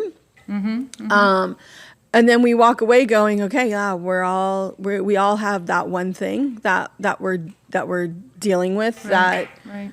And You how know. can I help you? Yeah, 100%, and that's, it's, I don't know, like, I just think that I don't really want to judge anyone because I got too much going on. Right. I But don't at the remember. same My own time, we world. do have to make our own personal call about choices. Oh, 100%. Right. And Right. and Hold our to own look at feet these to the fire. choices and and say these are not good choices that I have made, that someone else has made. We need to look at those choices and say, I shouldn't have to experience every sin to know that sin is not moving us in a good So I'm direction. adding hot water here. And that's just water Back to the in cheese. the electric kettle, and it boiled. commercial. And I did not test its temperature. I just let it cool down a little, and it doesn't really matter. So this is what's called a washed curd cheese, and partly we're taking advantage of the fact that we can add hot water to curds in a way to warm them up rather than putting them on the stove. And the hot water dissipates, spreads out, so I can warm more slowly and evenly with the hot water. That's one thing that happens when we use a wash curd method. The other thing is that, of course, the acidity of this whey is going to be diluted a little bit by the water I'm adding. And those are both fine things, and you'll get a good cheese this way. One of the reasons why I choose to use a wash curd method is it's a very, very old traditional method, because for a long time, your ordinary person had wooden vessels, clay vessels, but not metal vessels that could go on a fire. And all cheese making, which happens at very low temperatures anyway, all cheese making was done by some sort of secondary heat. And adding hot water is a standard one. It works for me because sometimes I'm working in a 20-gallon pot with 10, 15 gallons of milk, and you can't pick that up and put it on and off your stove. Right. So then it sits on a chair, and I add my hot water. And what I'm doing right now is just You're making the curds I'm firm. firming them up. So I'm stirring them, and then whenever I come to a big one that didn't, obviously the Right. way my knife was cutting it wasn't really making a lot of little cubes. And so now I'm trying to make them all roughly similar in size, because that means they'll shrink at the same rate and they'll be ready to go in the hoop all at the same time. And all we're going to do over the course of this conversation is I'm going to get it up to around 103 gradually, and I'm going to keep it stirred for a while. After I get to 103, I'll stir it for a couple of minutes, and then I will leave it alone. That's called letting it pitch, and the curds will sink to the bottom, continue to shrink, and when they're at the right firmness, we'll put them in the hoop and press them. Okay.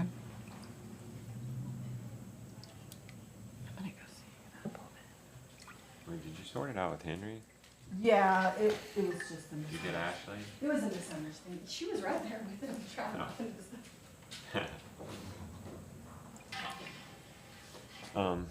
Okay, so I keep bringing it back to this land and burnout. I think we have a key piece of the puzzle here.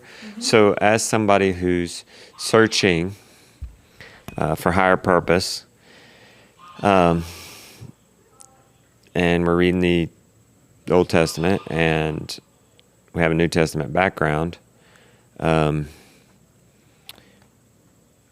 asked Rebecca, and a Christian would be a Christ follower. Yes. I asked Rebecca, sometimes she can be so smart. I'll dwell on this something for 3 days and then keep dwelling on it, but she'll just have matter of fact. Maybe we'll share what she said in a minute, but I said, Jesus was very transient. Oh, yeah, he moved around a lot. At least but from 30 think to about 33 years old. For 3 Yes. years. Yeah, but think about how far he went. I mean, ultimately, it was Right. teeny tiny area. Well, his that's true. Okay, that's fact, true. it was almost But a neighborhood by he one wasn't very tending the small- land. He wasn't milking.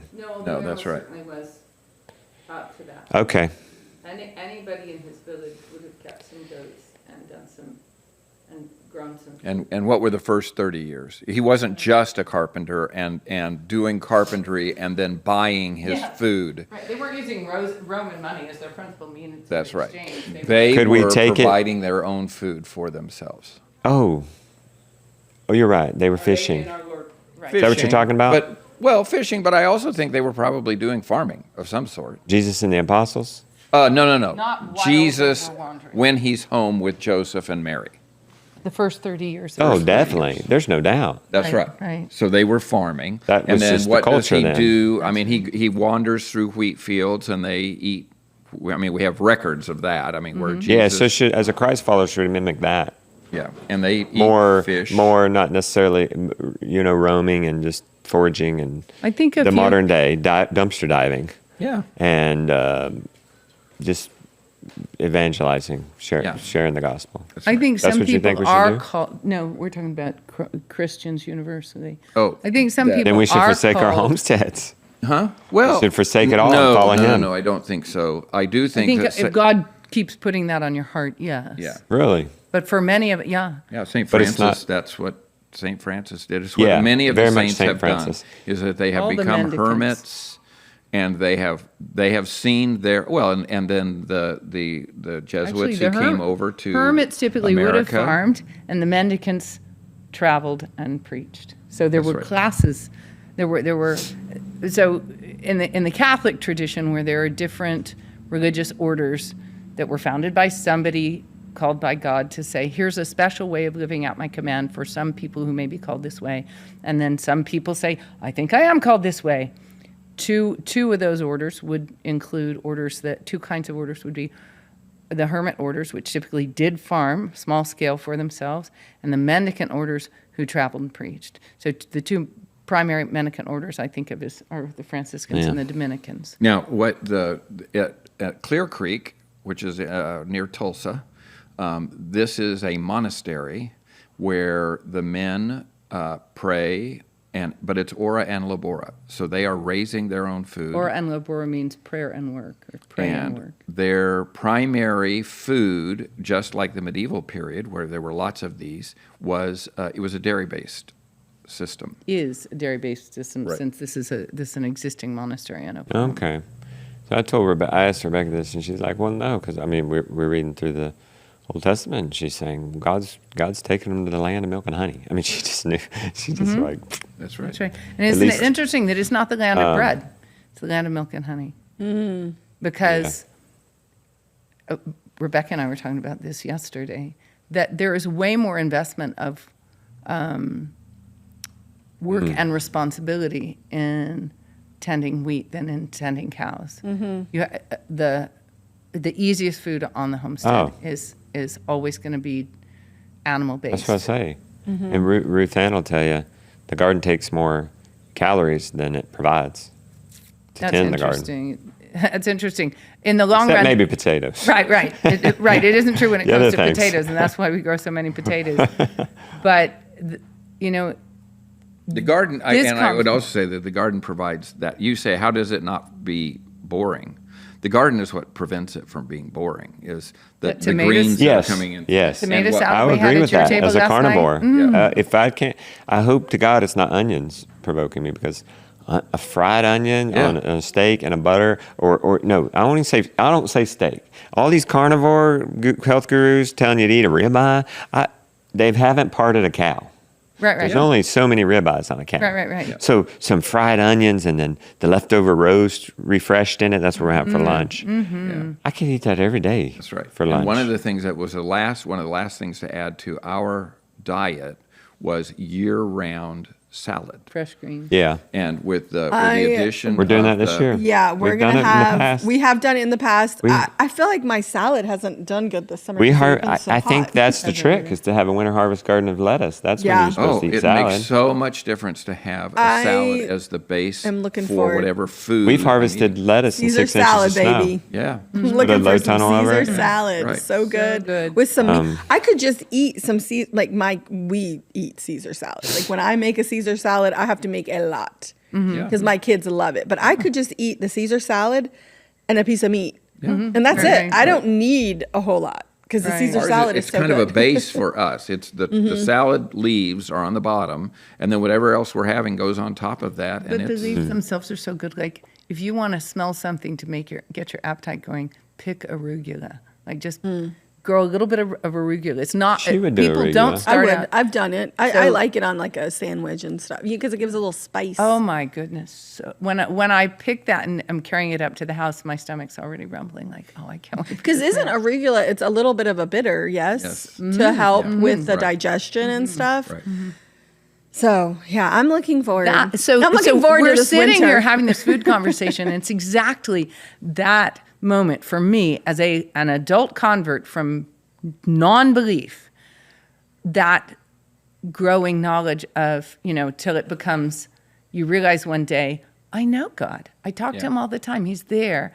It comes through things like, Arugula. food is so good and it's so varied and it's there all year long. And as homesteaders, we learn what's growing when and when it's going to thrive the best and when to pick it. And, you remember to grab it on your way up from the milk barn. You grab the salad so that it's there on the table when you want it. And when life is that good, just because you dance with the rhythm of your animals and plants and climate, you think, anybody who wants to convince me there's not a good creator God, like you just have to hit me over the head with a sledgehammer because it's not going to work. the proof is around me in every moment. And I'm not a born believer. Yeah. You know, I was trained into skepticism. Yeah. My experience was not. Well, you were a born believer because in my mind, all of us are born. That's born right. Believers. That's right. But that's true. Because Henry, no matter who was raising him, his experience of the world, your Henry, is that the world is good. People love me. People take care of me. I'm surrounded by good things. That's a baby's experience. But you can unlearn that. And a lot of us do. We know what you in a mean by cat saying fight, that. getting We to know the what you top. mean by saying that. You were even a skeptic. Right. So I think we can tie this burnout and this land thing in. Some of it is you're sharing God's taking them to a land, and you're applying that He still wants us on land. That the milk that you receive is His "I love you" Yeah. for the day, and even the suffering that we receive can be a direction and helping, and maybe even a discipline. I'm not saying it is every time. Yeah.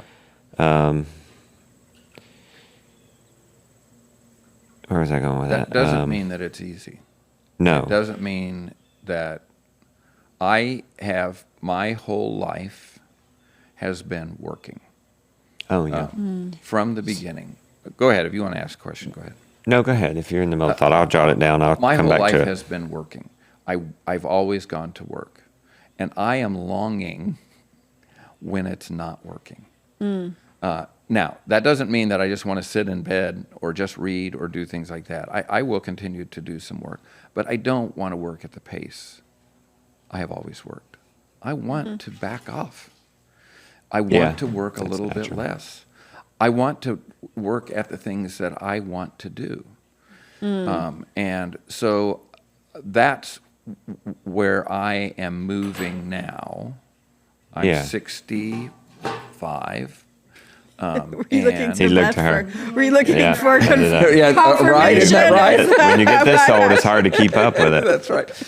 And I would like to work a little bit less. Now, my wife loves the farming, loves the homesteading. She doesn't like for me to say what she loves or doesn't love. She doesn't want me to speak for her, but I know she loves this work, Yeah. and it doesn't wear on her the same way that it kind of wears on me sometimes. Sometimes I get tired of. And I was really happy the other day when the morning milking was pulled out of. I always do the morning milk, or almost always do the morning milking. And I was very happy when we decided we don't need to do a morning milking right now. We'll just do one milking a day. Aw, good. And I was really happy. So I don't have Good. to get up and do that milking. I still am just an early morning person, so I want to get up. But I think that's another point on the side of staying on the land. Because if you were to be dissatisfied right now and move, you're going to have to build it all over again. Well- and you've spent 20 years, 25 years building what you have here, and now you can get And this set is back. the same thing with wedding, or I mean with marriage, is that these people who leave this Oh. wonderful person thinking there's something better out there, There you go. it's not. It's not. And besides, can you imagine all the work That's of right, trying to it's forge not. a Oh, relationship? yeah, I told restarting Rebecca. again. Well, I told, go ahead. yeah, so my dad, lost my mom and he's Yeah. alone. And it's Yeah. not that he wants to necessarily get married again. Right. He just would like some Misses the sort of companionship, Yeah, absolutely. And And that's okay. and it's I mean, he's going to be 80 next month Yeah. or in 2 months. And he's kind of like, but he's spry. he's Yes, very he spry. is. He's very He spry. is. But He he's does just not look like, like I he's don't know 80. if I can handle, losing someone again. Yeah. I don't know that I can handle some of the issues that would come up with Yeah. sharing life with someone. Because, That's right. him and my mom were married for 52 years. Right. So it's made, not that I just, it's just eye-opening Yeah. to be like, it's sad to see him sad. Right. Do you know what I mean? It's sad I to would see be him very, lonely. very lonely Yeah. without Beth. And would I then seek that companionship in somebody else I don't. I mean, Yeah. I They couldn't s- find anybody like I'm that. No, so you won't. weirded. I'm They so s- weird. Well, and my you're so mom's name used was to me. Beth too. No, they say so that's why he'll. the better your marriage is, the quicker you find a spouse after it's over because you had a great We've experience. known in lots marriage. of instances Yes. of that. And there's right, nothing right. wrong with that. No, no. But No, I'm on this health journey. I'm doing this fast. I'm laying in the bed. In my heart, even before this fast, in my heart, I feel like I should be eating more ruminants. God forbid if that's what's triggering me in all this. Because if you look at conventional, if you just ask the internet, it's going to tell me my problems are stemming from red meat. But in my heart, it's I'm like, I want to really eat more of hope this. it's not. So I say to Rebecca, well, because health would come first, right? Health, family, spirit, God. Well, maybe we need to move so we can grow more ruminants. We don't have enough land. Yeah. Certainly, we have to import hay. We do. We Certainly, cannot. we don't have enough land to grow. And we want to. And now we've learned we need to wait until the steer's 30 months old. Why? Well, it's richer. It's more fatty. Oh yeah, definitely that. I mean, I guess it's not. It's not like it's for us. It's not a hard and fast rule. It's just like ideal. More So I nutritious. think that's what we're trying It's to. more. See, we're on this with health those journey. So we ideals- want the most nutritious, And we- fattiest. I don't know. We're trying to figure it out. I So guess. I'm You saying know to what I Rebecca, mean? well, we could go to sell this and get 100 acres in East Tennessee. She's like, you'll never leave this land. He's never And she's gonna- right. I'm 92 years here. We're communing with my grandfather right now. Yeah. I never even knew him. Right. Henry, Henry. Grandpa Henry. Yeah. He built this barn Right. with his hands. And I go back to, okay, you're right, and we need to find another way. And I'm and- also so highly skeptical of somebody saying, well, 30 months is the. I think, where does this stuff come from? it's not a magic number. No. I'm thinking. Well, No, it's like I agree with that. It's not a is- magic number. If you need to kill something in the fall, Yeah. just because you're on, you could. I tell My people, experience Well, we is killed if our bull. I He was not grow 30 months this old. Right. Stuff on the richest, most nutritious land that there can be, the best soil, and I'm using the best methods that I have, I think God honors that. Well, let's just Yeah, look at the definitely. Bible for a minute. The father of the prodigal son kills a fatted calf. You know. Which would have been In veal. fact, in traditional right? Okay. agriculture, animals are harvested at different stages for different purposes. Yeah. Although I honor your thought, like, well, doesn't matter what other people. Well, let me tell you It's something. Perfect. I'm going to do what I think works. Right. If you ask Brandon Shearer, this is beautiful. We're harvesting an old lamb. Yeah. I say, what's he going to taste like? I think we cold our ram with him. No, here. we called a and, and ewe. That was something that was old. She And was I, not and good, I said, Mom. what's she going to taste like? And he says, he's going to taste like himself. And I've killed a 6-7-year-old bull, stud muffin. 8. He was 8. Oh my. He was delicious. Yeah. It's next level. Yeah. Well, we Yeah. was You don't even have to eat that with Fluff- salt Wait, or was butter. it Flossie that we killed? And you were like, I'm so spoiled. Flossie too. She was. She was tasty. She was an She old cow. 10? She was ornery. And then now I'm eating. she Now I'm broke eating his stud nose. muffin. I'm eating this 7-year-old bull burgers, and then I'm eating Flossie bull burgers. She broke my nose, so I'm even happier about eating this. And she just. I'm spoiled. Yeah. If I go have Even if we an go, 18-month-old steer Right. burger, it's just plain. Luke says And remember, I only eat meat, Yeah. so maybe I'm particular. Yeah. a little bit, but Luke says Little when he bit. worked at the butcher shop in Minnesota. yeah, that everybody knew the best hamburger was an old cow. Because she put every cut through the grinder. Right. And all mixed together. Yeah. She had we that kept the aged- roasts. But anyway, the point was, no, we don't need to leave the land. We work it out. This guy texted me right here. We found a guy that he grazes better than I do. He moves them every day. He does this garlic salt mineral. He does the Greg Judy breed cow. What is that? South Pole. South Pole. He's got lots of acres. He's only an hour away. And I'm thinking, instead of buying hay, I could. What would you charge to raise my steers? Absolutely. Buy steers from I can- somebody like I can- that. Well, we were just Well, going to send that- our steers to him and let them run with his That, herd, and then when but they're old is it just enough, cheaper to send my steers or heifers Right, or right, whoever? yeah. Yeah. And Well, but the thing is at this point, with how many children we have and our high consumption of protein, Right. beef in particular, we can't raise enough here on our property. And we're putting in bids and interests. There's not even 2 miles away, 10 acres. We almost got it, and he was going to give it to us for free.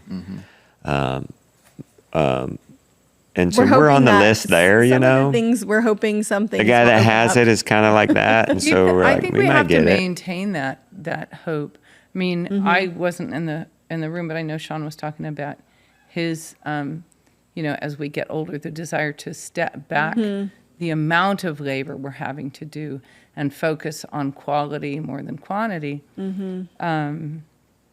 But we continue to look for land around us. Our kids want to be closer to us. We all need, as the kids want to come back home, we know we need more land to manage. And the kids all farm, so they need land to manage. Right. And as we look, we're not, like we have been for 25 years trying to buy land around us, and it's not for sale. Or, it's for sale and under terms where we all laugh. And Exactly. say, I mean, that's us. neighbor. That's very much us. Right. And that, I think we still have to stay in that game and just say, have when the hope. time is right, when the gift is ready to be given, God will give it. So even if we have that problem of we really don't have enough to provide without importing hay on our land, that's a problem, but it's not worse than a problem if we forsook it all and got 100 acres in Tennessee. Can you imagine? We're probably going to have more problems. Oh, yeah. It's like if you leave your marriage set of problems. for some dream, from some fantasy. You think, there's the fantasies. solution. And I would say, I wonder. And how many other... And what I would try and do to challenge it is I would try and find every reason why this is not the one. And I would try and close all the doors. And if the doors kept staying open, and it kept being pushed in that direction, then I might feel like, no, this is God moving me in this direction. Okay. Well, also, the other thing is that our children don't want us to sell this place. That's right. I mean, in That's right. They love 2017, when we discussed selling it, I mean, we had a realtor come out. Yeah. It was going to maybe be where, We told that our was the Great American children- Farm Tour. yeah. That's what that was about. Yeah, we told our children, and they cried. Yes. I was shocked. We were shocked because they were little kids. were both How old were shocked. they? 8 and under? It was 9 and under. We were shocked. They were 9 and under. And so that's part of one of the reasons why we stay here is because That's wonderful. there's just a pull here. I mean, just like Justin's dad told me stories about there was a shed just on that side of this barn, and that's where he milked their Guernsey cow. Right. It's just Our kids are fourth generation of milk. Yeah. That's hand milk fabulous. here. That's fabulous. Here's the thing. You had to say, I'm going to leave, was it Oklahoma? Yeah. I'm going to leave the graveyard in Oklahoma home. That's home in your heart. But somebody has to start the legacy. That's true. For us, it was That's Henry. Somebody has to stay. That's Right. right. Somebody had to not be transient. That's right. And that's something that, you must hear this. I know we do all the time. I hear from people who say, I want to find community somewhere. And I always want to say to them, community is what happens when you don't leave. yeah. Right? Preach. And it can't happen if you leave. So when you say, I Preach. want to go find it somewhere, what you're saying is somehow I want to arrive and find that people have already put up a sign and balloons. Started. Welcome. We've been waiting for you, Adrian, whoever you are. Right? No, you settle down and you start serving the place where you are. Whatever's possible. Yep. Find a church, find a piece of land, plant a garden. When you see a notice at the library that says, somebody's having a garden club, go to the garden club. Reach Yeah. out to people. No, it won't feel like what you thought community was going to feel like Nope. for a long Not at all. time. No. Because you're supposed to make it for the next people. But when your presence tells somebody else, hey, this must be a good place, maybe I'll stay and settle down, then you were the seed of that community. Then you get the benefits, but not just because you showed up. Right. Those are the people nobody wants to join their community, right? You know Right, the 'cause people they who just roll showed up. up. That's right. They They roll up haven't- and they're like, okay, They want to everybody take invite me part to their parties. in another community that took 30 years to build. That's no, right. we're not doing that. That's not how it works. You might come here, settle down, do your own thing, make yourself available to help. Then some people in 6 months are more embedded into a community Yeah. than other people might be after 5 years of what? I came to every party. Well, we had, in 2018, I had an appendectomy and I was, in the hospital overnight and it was July. We had little kids, we were overwhelmed with it all. And then, I'm taken out of the picture completely, basically for at least a couple of weeks. And we had a guy reach out. He's like, I live about an hour away. I just want to come and help you. What can I do? Didn't he even offer to string trim or something? And he came and he literally he was a fan at the point. Yeah, I so- mean, he had watched our show and he just came and he started he just worked. He literally just worked for 2 hours. I remember looking out the window and just being like, I can't believe this man just came to work. No, at our house. if a fan says, I want to come and pick your brain, forget about it. I don't have time. My kids pick my brain. Right. They've eaten my brain. Yeah, right. That's right. They My brain is inhabit done. my brain. But if somebody says, I got a string trimmer, I saw that you were damaged by the hurricane, you're probably not keeping up with that. Let me go help you. Okay. Right. And That's then a we're person friends. who knows what community And then is. we're so friends. then- And then I give back to him. And we have. He's right. become a friend. Yes, this man, And he it's not like is our, just, he is I our just friend. take. Absolutely. And Absolutely. we love their family. Right. And You then know? we go out of our way to be kinder to them than they are to.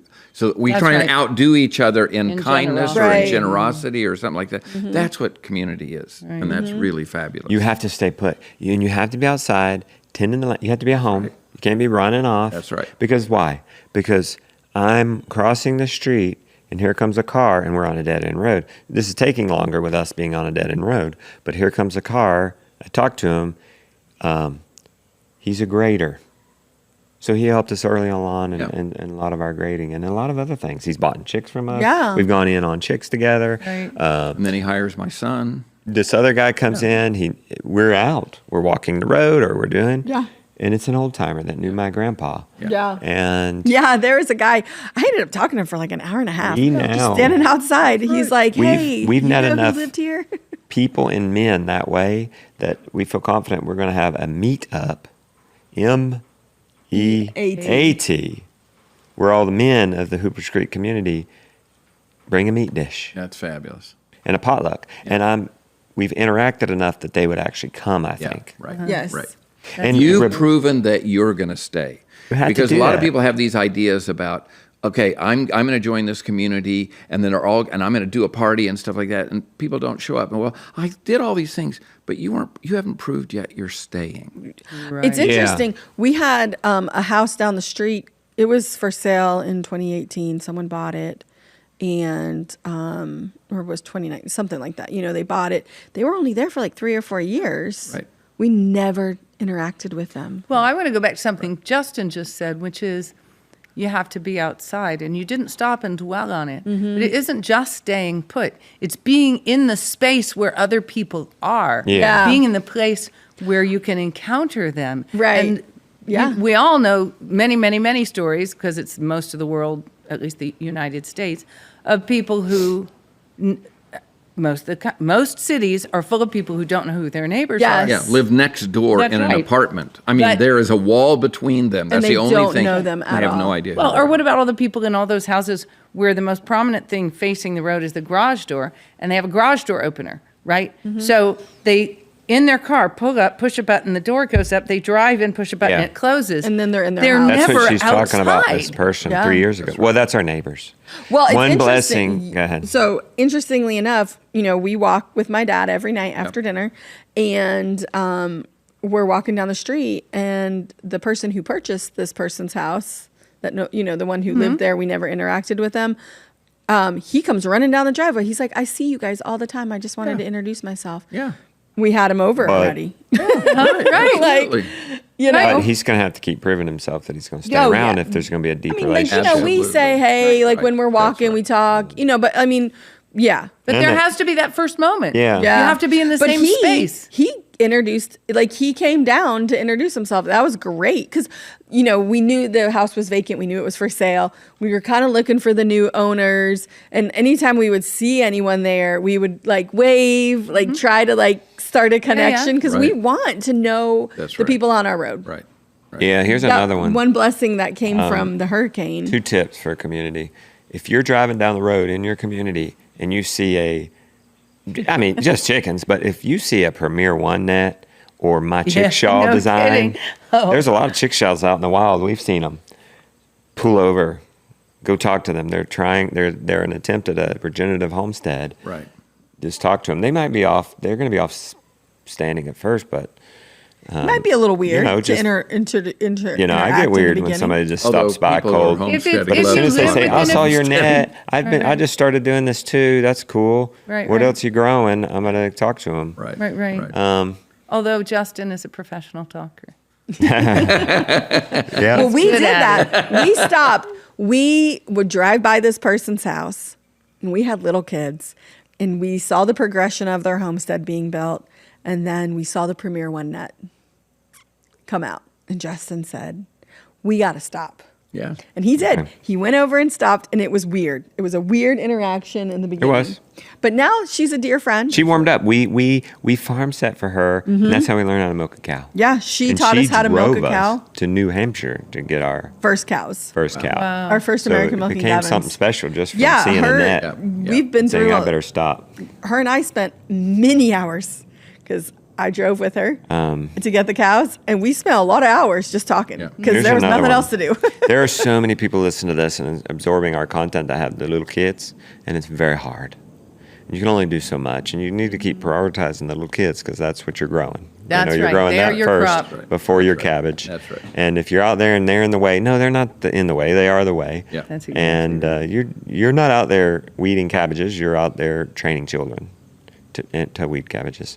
And then Trading children. it was weed miserable. cabbages. I went through a miserable stage. I was getting Lyme disease. I hated milking. I hated it. I was doing it early in the morning. I hated it. I was bringing the cows back to the barn. It just was miserable for me. And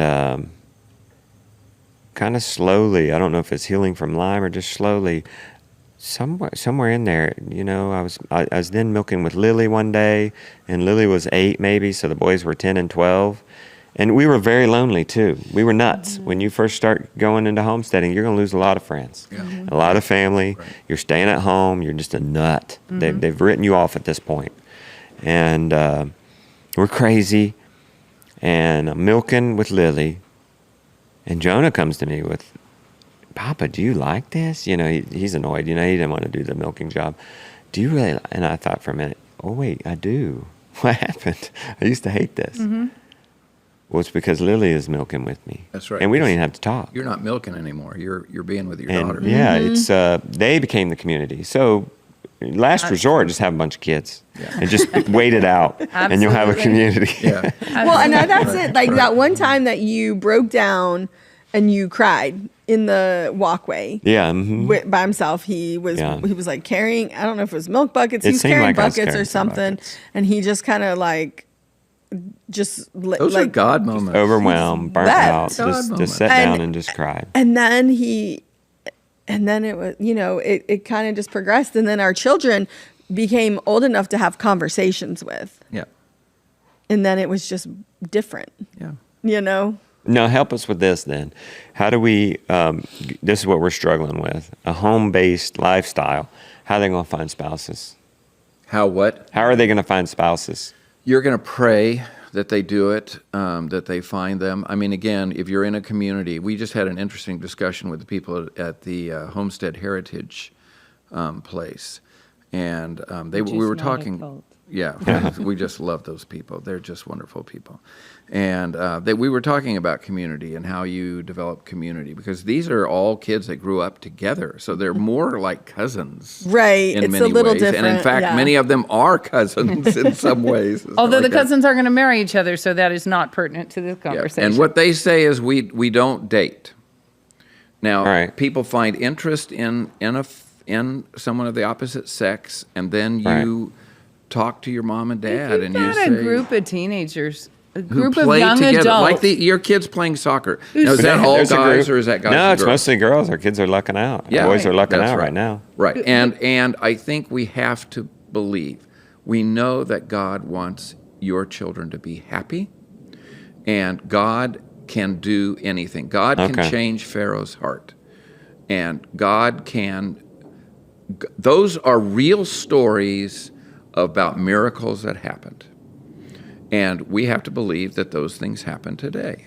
And if we honor that, if we believe that, if we ask God in prayer to help my children find the spouse, start praying for your son's spouse now. She's out there somewhere if they're going to get married. Right. She's out there right now. Start praying for her that the two of them find. You know, Luke and Jesse, she wrote a letter. So tell that story. It's hilarious. Jess is from Minnesota, right? Right. She grew up on a farm in Minnesota. She has 8 brothers and sisters. And what's the likelihood that this Homestead kid from Ohio is going to meet this farm girl from Minnesota? Yeah, right. Well, there's a magazine, Countryside Small Stock Journal. I think it's still around, and it's largely reader written. So a lot of the articles are written by people who just sent them in. And one day, Luke comes up to me with this magazine, and he says, here's this article, homesteading and homeschooling are a good mix. He said, this is some girl in Minnesota. I could write this from a boy's perspective. And I said, there's your English assignment. Go do that, you know. So he wrote an article, and he sent it in, and it was published, you know, of course, with a little byline that says Luke Dougherty lives with his parents and, you know, however many siblings he had at the time, 5 siblings. In Steubenville, Ohio. Near Steubenville, Ohio. Well, if you're in this country, if you're Catholic of a certain ilk, the word Steubenville, that name means a Catholic university there, Franciscan University of Steubenville. And so Jess's mom looks at this article and sees Cute boy. He's homeschooled. Image, so she goes, here's a boy who's 17 or whatever. He's got 5 siblings. He's homeschooled and he lives near Steubenville. He's Catholic for sure. Right? So they became pen pals. And even that was Letters. a little bit odd. Even that was a little weird how the pen pal thing but worked. they did become yes. pen pals. And I didn't realize at first. I was like, Luke's got a girl pen pal. I wonder what made him choose that. And then I see a picture of her. Right, which was in the original magazine article. Oh, so he got to see her. Oh, okay. That girl, I can see how they became pen pals. Funny, I saw a picture. Well, actually, I met her later. She came down, and I thought he hadn't got a shot in the world. Because she's She just is so a beautiful. knockout. That's hilarious. Unbelievable. So this is Luke that's here with us. This is Luke. That's hilarious. So to shorten this story, which has a lot of fun twists and turns, you know, they write back and forth, and then he takes summer jobs up there for a while, and then they're getting married, and we pack up and go help. They're building a straw bale house, and it wasn't done before the wedding. We all went up and helped for the last week or so, and we took a neighbor's son, Peter. They go to church with us. We took Peter along with us. And a couple of years later, he married her younger sister. So there's another. Peter? Like Peter married, right, our neighbor's Yes. son marries the okay, younger Peter's not sister in your son. Minnesota. Okay, No, okay. no. And then 12 years later, or whatever it was, our son John Paul, our number 4 child, marries another younger sister, right? So all this stuff sort of came about through a magazine article and a picture. Interesting. Right. But I think one thing that helps a lot is that you're people with certain beliefs. Even if you say, well, I don't know where I am on my Christian journey or on my journey at all, you're people with a certain set of beliefs. You said, as homesteaders, you're weirdos, you're nuts, you're going to be loners, right? And your children will know they're imbibing these values, and because they're true values, you're not valuing something arbitrarily, like my parents really like Art Deco, but I'm not into it. You're valuing health, nature, beauty, longevity, giving, service, right? Your kids are a different kind of person from a lot of other kids. 100%. And they That too. probably often tell you about it. Like, I don't really want to hang out with those kids. Or No, when they go to the soccer team, they're oddballs. Well, they say, like, they don't understand me. That's right. That's what I've Absolutely. heard from That's my right. children. That's They don't right. understand me. Right. right. They don't get it. They do, like, They don't get it. Because 100%. it's all about money to Well, them. And for it's them all it's- about, and you our know, kids are like, well, I'm going to go home and muck out the different horse stalls. goals. Well, these aren't worldly kids. Yeah, They're, they are. They're homeschooled. It's more they're about they want to talk about curriculum. and education in school. right, They right, want to right, talk right. about It's on TV. education, and that's not my Yeah. we're not that's not our goal here. Right. Right. Right. In our Catholic world, we have that division too. That very distinct division between, sort of the highest calling is to be as educated as you can possibly be. And I think, well, my education is that I can tell the difference between that plant and that plant at our feet. Yeah. And that's the I And want I can to use know that, God, love that him, and plant serve him. medicinally. That's right. Or, That's right. I know what that plant can do. But that does culinarily. make our kids different, and then it does usually narrow considerably. Country kids Then- versus city kids. Yeah. Yeah, although like of our kids, Luke married a farm girl, John Paul married a farm girl, William married a farm girl, even though she'd grown up in the city. She was a self-elected farm girl. But Thomas and James. both married city girls who, are wonderful open? people. Yes, but not in a conditional way. It wasn't like, yeah, I'll consider being a farm girl. They married these wonderful, sort of enriched mind city women who, over, years of exposure to all the choices before them, city, country, and so forth. My daughter-in-law, Christy, loves to garden. They're in the Air Force, so they're not able to settle down someplace, but her best friend back in South Dakota is an avid homesteader. And Christy is all for all of that stuff. And Rose our is all daughter-in-law, about- Rosie, yeah. she's her family has bought 40 acres. They're running cattle on it with Thomas and Rosie. And Rosie's looking for the opportunity to buy a dairy cow to share with people. I think, that question burns in our hearts. Where do my children find a spouse? And part of the answer is we don't live as though we have brick walls built up around it. We all know Right. fortress mentality, homesteaders and homeschoolers, right? The ones who are like, the world's bad, keep it out. And their kids are going to have a hard time meeting anybody. But as long as we have those contexts, and as Shawn says, we have values, we convey them to our children, and then we hold it in prayer all the time. Did they all stay Catholic? Oh, yeah. Yeah. Oh, yeah. Okay, so- No, that's what we are. We're Doughertys, we're Catholic. Yeah. After that, probably not too far down the line, a lot of would say also, like, we're farmers. We do this thing. And then they would say sarcastic and Yeah, right. I used to issue a warning when people would come visit us. I'd say, loud. just know three things. We go to bed early, so it's not that we don't like you. We're just tired, right? Our voices are loud, so we're not yelling at each other. It just sounds like it. And our humor is sarcastic. We're not really being mean. It just sounds like it. Did your kids ever have to choose? Did your kids ever have to come to an age where they needed to choose the farm or Catholicism for themselves? Oh, Yeah. Or I were think they every one of just them. born into so. that, just like they were born Every one into of them. being a dog? but that's the Can human we use condition. John Paul as an example for the farm? Yeah. So John Paul is our kid who, this is our number 4. And all his life, he'd just say, I'm going to make millions of dollars. And if you don't stop laughing at me, I'm not sharing it with you. I'm going to make my value. My one value is I'm going to have tons of money. And My one say value. He'd say it with a wicked grin, but he'd say it from like very young age. And then he wanted to And bulldozer. as he got and- older, he was like, I like this homesteading thing is fine for you, but I'm not doing this. He'd say, oh, I'll run cattle. Since I'm going to be rich, I'm going to have a lot of land. I'll run cattle, but I'm never keeping a dairy cow. And he's just, this is our pickle kid who, kept everybody jumping when he was little, and everybody just loved. As Luke said the other day, he's just a sweet, sweet guy. But he called us. He and Maggie call us pretty often. They live in Minnesota, and they called recently, maybe a year ago, and they said, "We're reading Michael Pollan's The Omnivore's Dilemma." And because he works in ag, he adjusts tractors, big rig tractors. He said, we're reading it, and we know every word's true.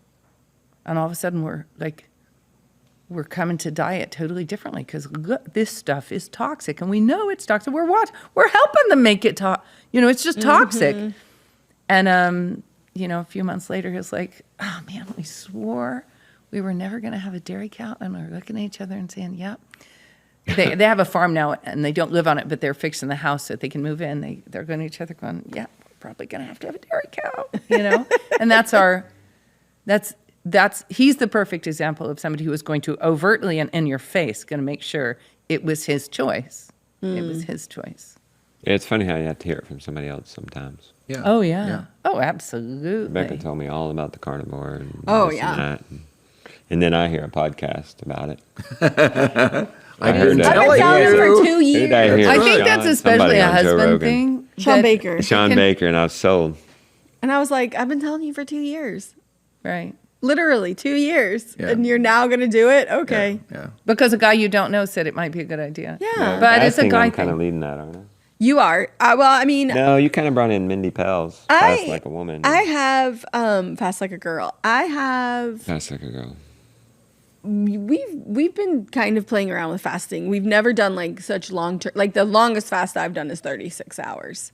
So like I haven't done these long fasts. He's done 5 days before. So this is like him saying I'm gonna do, maybe 40 days of fasting. I'm like, okay. I hope the symptoms go away before that. I do I too. do too.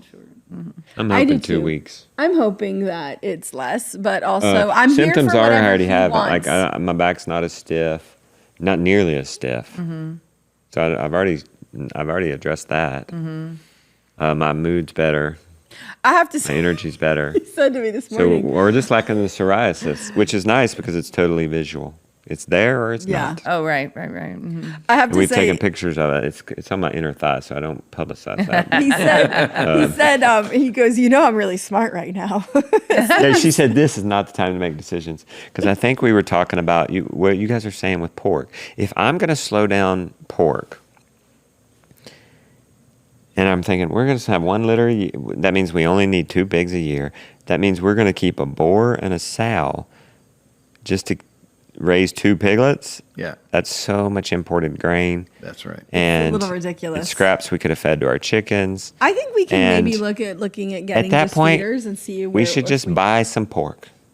Oh. Because we were telling you, we can't buy feeders that haven't been vaccinated or We can- dewormed. Yeah, I would buy just be some good nervous pork about around where the here. pork came from, even when they say That's it's true. organic and all Well, those kinds of there things. is a farm north of here that I was Okay. thinking we could go visit. 'Cause like that's our thing. It's that like if I'm becomes- going to consume it, I want to go to the farm. I want to Yeah, talk to. I want to shake their absolutely. hands. I want to look them in the Absolutely. eyes. That and becomes I a wanna see it. supplemental for us, Right. like wheat is a supplemental for you. That's right. Because it wouldn't be worth it just to because we're spread too Yeah, too you're thin looking too. for the place And- where your energy is not being. And I'm not doing as Getting well. It's good like I payback. haven't been following the cows with their minerals. Right. Yeah, like we I feel like should. we've So some maybe- things are. Yeah. That's the centerpiece of our farm. That's the one that shouldn't be Which, have we neglected checked on the mom whatsoever. pig? Like, have we looked at her today and made sure she's okay? That's a good point. I'll feed her right after this. Well, I'm sure somebody fed her this morning. Yeah, I'm that's sure true. Lily fed her. And we need to start feeding her twice a day because Yeah, we she's need to. and like she has the babies. We need to. But okay, so what was I saying? You were like, well, now's not the time to make a decision. And I Yeah. said, I'm really smart right now. Because you are sharper when you're fasting. I would That- think. that's I true. would think you would be clearer. The sugar is gone, and Yes, right. I'm running on ketones. It's so funny when he said that. He looked at me and goes, I'm really smart right now. This is actually the great time to make decisions. It's just not the time to implement them. Yeah, right. Well, he was saying, like, should we move? And I'm like, let's not make any decisions right now. Right. I think one of the things that we were talking earlier about burnout, and I think one of the things that is the antidote to burnout is that we don't get it at the same time. And so, I mean, one of the ways you identify that, you're under too much pressure is that you start having thoughts of making extreme changes. And that's the moment when you kind of go, okay, Yeah. I shouldn't make an extreme change, but I should change whatever it is that's making me feel like feel this. right. And that doesn't mean go out and change the thing you're most worried about. It's more like, okay, so first we need to ratchet this down. Relieve the pressure. Yeah, right. Yeah. But fortunately for us, we're never both there at the same time. I'm a very, people who aren't very rational often say, I'm an intuitive person. I'm not about to say I'm an intuitive person. But I will tell you that I'm often like, my brain gets fuzzy for rationality. Like there's something is flashing so bright, it's hard for me to stop it from taking over the rational process. Shawn's there. He's not going to do that, right? So when that's happening, I should be smart enough to go, okay, if I feel this extreme, it's not a rational response. But there's Shawn. So when I'm going, oh, this is terrible, Shawn's going, oh, I think things are pretty good right now, and that's a good. That's when you get upset, For the most part, for the most part, we are like that. Every once in a while, we both are like. No, and you might get in the heat of the moment. You're like, "We quitting it all. We're not doing YouTube no more. We're quitting the farm. Let's just go get a job in the city." We just know you're mad. I mean, right. and you mean it, right? Because I'm that's ready really to how be you're done. feeling it. I really Right. feel. I am you just ready. got to to be ride done that more out. often than And not. make that decision when you're calm or not I fasting, think like though. she said. I think the reason is because there's other pressures. Absolutely. You know, we've got the cabin going on. Right. It's usually not that thing. Yeah, there's No. other things besides the Yeah. homesteading you could cut out too. I mean, when I would Right. come home from work and be upset about things like that, Beth would think, well, is something wrong with this? And, it's work.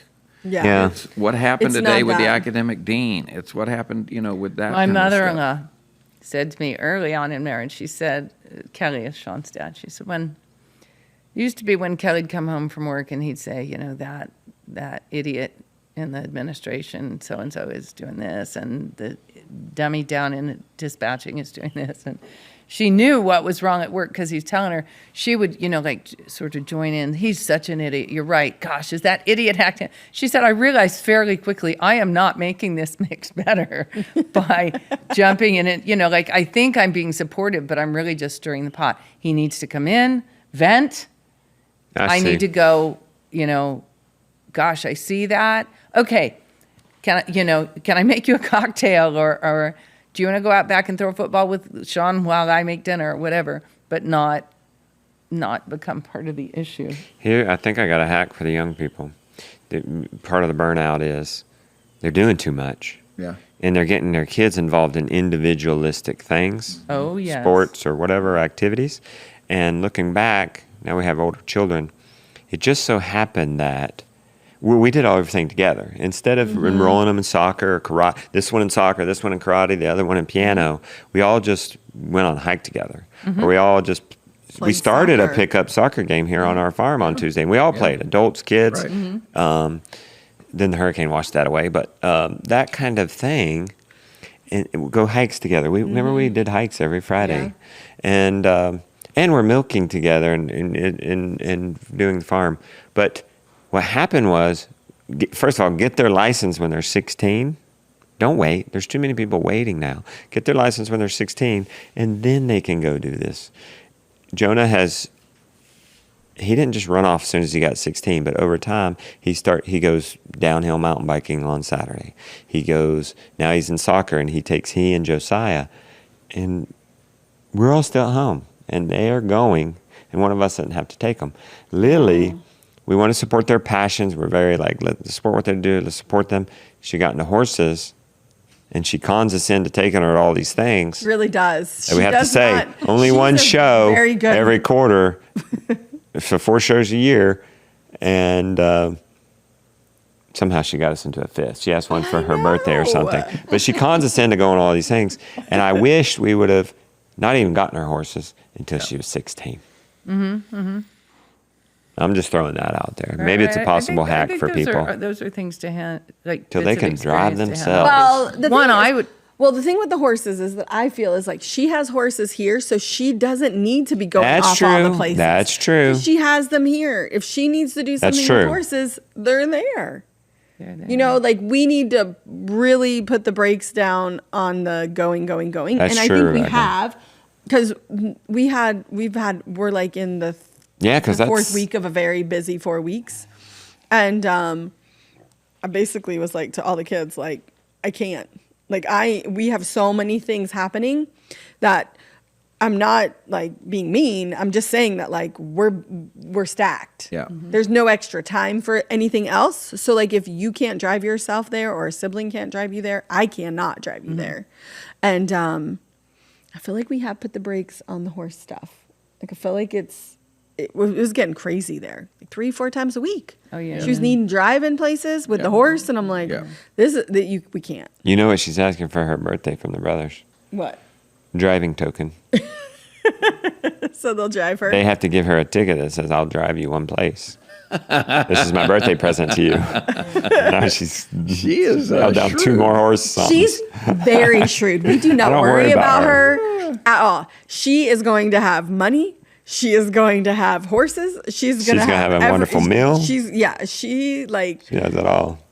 when we came home from the tour, she was 6 years old. And Justin said, "What's the first thing you're going to do?" And she said, "Make money." She said, "Make money." I was like, "Yeah." Where did that come from? Yeah. What do I you don't mean? know. Yeah. And then we're like, no. We were talking about like just life. And I think she did say get a dog.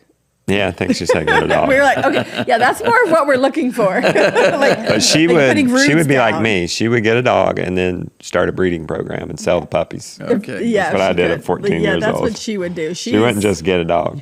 I'm We just surprised had she a hasn't very bred those interesting horses business. yet. conversation with Joel and the lady who runs Ozarks. Why can't I remember her name? Cynthia. It's not Cynthia. No, but just because you can't remember now, I can't. Deneen and Cheryl. Cheryl. Yeah, Cheryl. And they were talking about birth order. And they were saying the top one has a tendency to be kind of, this is the way things ought to be, and kind of, I don't want to make a lot of changes.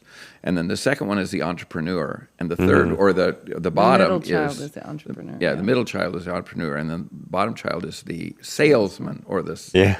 And I thought it was very interesting. And she is. As the only girl, she's also oldest, middle, and youngest. Exactly. Yeah. That's Yeah. right. So she's the first girl. Yeah. So she's Only. the oldest girl. That She's the girl. only girl. Yeah. But she's middle child. And then she's also is. the middle She's right child. there in the Like, middle. it's She's the crazy. She's entrepreneur. right there in the Yeah. middle. She's something else. We have to address this before it's done. I teased it. How did you keep your what did you do early on that fostered your adult children coming around when they're older? Coming. Coming around, still wanting to be around you. So I think that's a layered answer, and I've thought about it recently. Just because when you reach our age and you think, okay, Lord, you have answered my desires much more greatly than I could have imagined. I couldn't have imagined these 8 wonderful kids and their spouses and my grandkids and the things they do. And I do think that the number one thing that's happened in our family for as long as we've been married comes from the fact that Shawn was always committed to this idea that I'm going to go to daily Mass, because as Catholics, we believe that in the Mass we are offered participation in the Last Supper, when our Lord broke bread and spoke the words over the wine and said, "This is my body, this is my blood." And there's a spiritual element to that. That's that's an obvious thing to say, but there's actually a discipline element to that. And I was thinking that, and especially for me, without this background or this foundation, that it was a daily reminder that it was a daily reminder I enacted with my body and my time that said, my number one priority is that I'm God's creature and I'm going to serve him.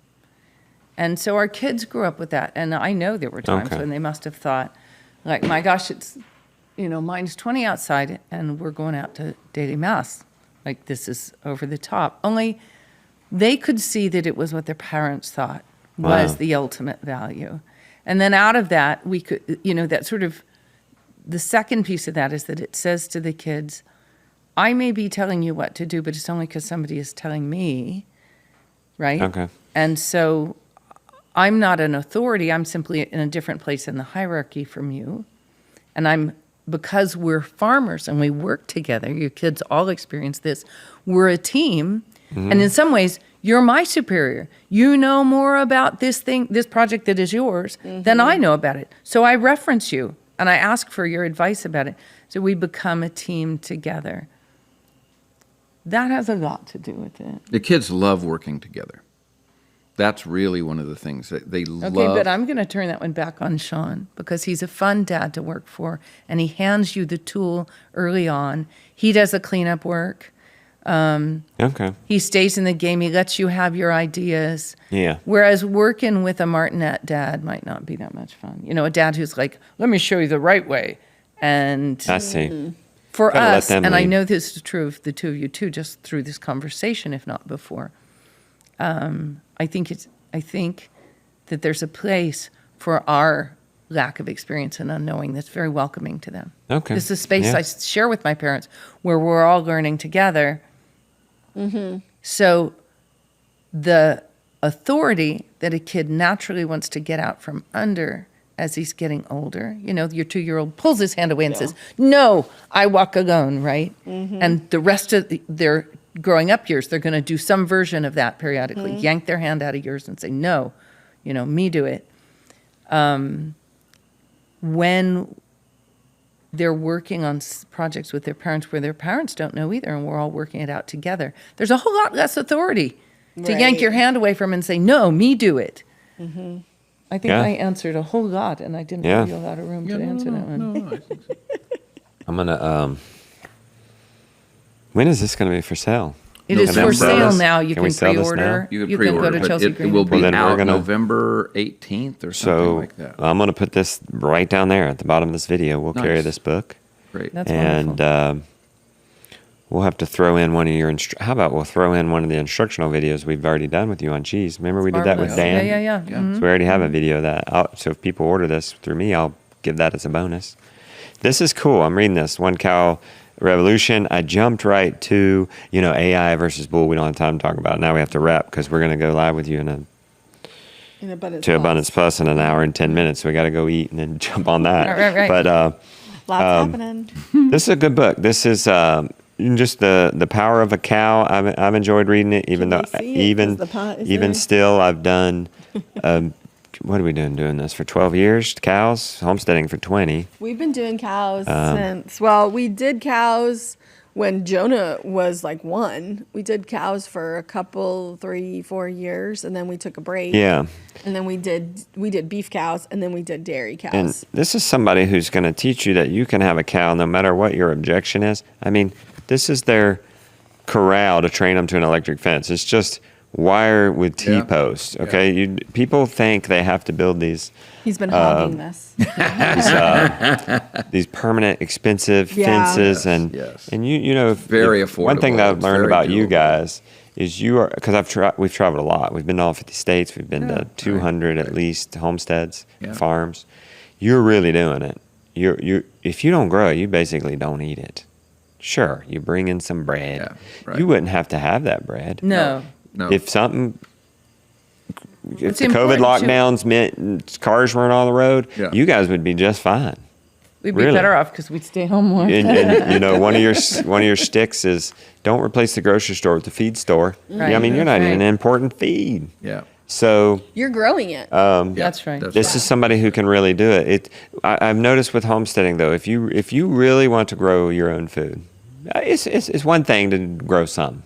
Yeah. In 10 hours a week, an hour after work, half a day on the weekend, you can grow all your you can grow all your eggs, you can grow all your chicken, you can grow a very nice garden. In the growing season, probably all you need on just that. But if you want to get really serious and homesteading becomes a lifestyle. And we were talking with somebody, I think it was Luke or somebody, when you become a homesteader, it was Ben Holler, you have to learn how to eat different.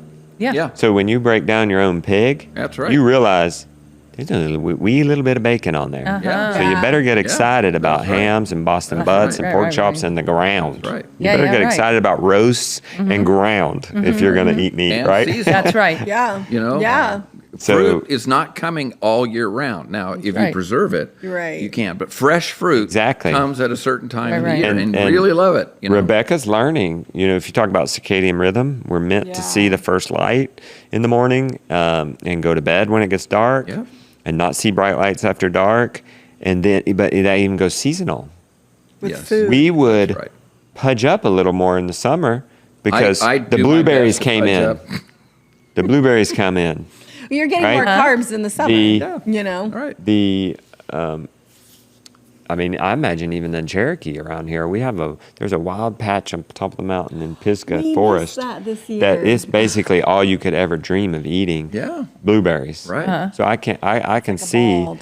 the native all people wild going and just blueberries. gorging themselves, probably till they diarrhea and throw up. Who knows? Because they would have been eating meat so much and so long, and here It comes would have these been sweet so blueberries. amazing. I mean, that's another Plenty. way that you get that keeps from the boredom is Yeah. that God's giving you things at different Yeah, times. And that's if a you're good really point. just doing it from the farm and you think, tomatoes, I wish I Right. could have tomatoes all year round. But then when they come in, it's just, Yeah. I love seasonal So eating. just engorge. I love that thing that, We're there's a season for each we thing. are over zucchini. This is, Gosh, we've had a lot. Just open up another can of worms. Very but prolific. In the right. in the Ready to one move on cow to the other thing. in the one cow revolution, the cow becomes the centerpiece of your farm because from it, a gallon, 2 gallons. If you're getting 2 gallons from a cow, that's 16 pounds a day of food. When the hurricane came and it knocked out our power for 15 days, we weren't really scared like other people might be scared because I had milk on tap and eggs overflowing. And it's free. It's free. Kind of. And you could just live on milk. All As a crap. carnivore, I know you could just live on milk and meat. Yeah. If it came down to That's it. right. And not just live, thrive. Thrive. Yeah. Thrive. Uh-huh. So you talk about that, and one thing, people are going to have to change their mindsets too when they get into a cow. You have found a higher calling as daily masters, as something more important, and you're able to make a daily commitment. That's hard. It's not always easy. It's sometimes minus 20. But there are also It- breaks built in, and that's one of the things that we talk about in this book. Is it's not the ball and chain that everybody thinks that it is cows. for cows and having it. I mean, there are ways to build some breaks into that kind of stuff. So- Exactly. 100%. Yeah, and so that you're just making it your centerpiece, and I think that's important to do hard things every day, Yeah. and for kids to do hard things every day, because it builds character, and it helps if you have a higher reason for it. Yeah. So thank you for that, and this is a good read. This is the new the Family Milk Cow.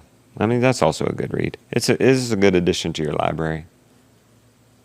Easy read, thin, straight to the point. Yeah. I hear your voice in it. Did you write most of it? Her voice is Because there. it says it's by both We come of you. together and build outlines. Yeah. And when the outline is where we both like it, then I get to do the writing. And with these people, I don't even think you have smartphones. You can rest assured there's not one word AI generated. That's true. They wrote this themselves. Right. That's going to end up somewhere in my list of the 7 deadly sins. AI is going to be on there for me for sure. All right, well, thank you. I'll leave this down in the description. Let's see how many we can get. We'll get you a demo of her making cheese. Yeah. Great, Good let's luck do selling it. this Awesome.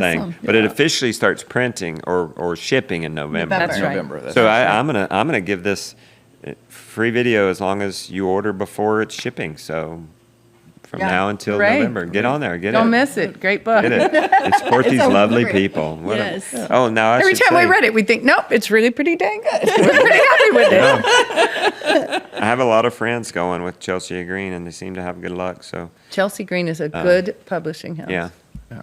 yeah. So good luck with it.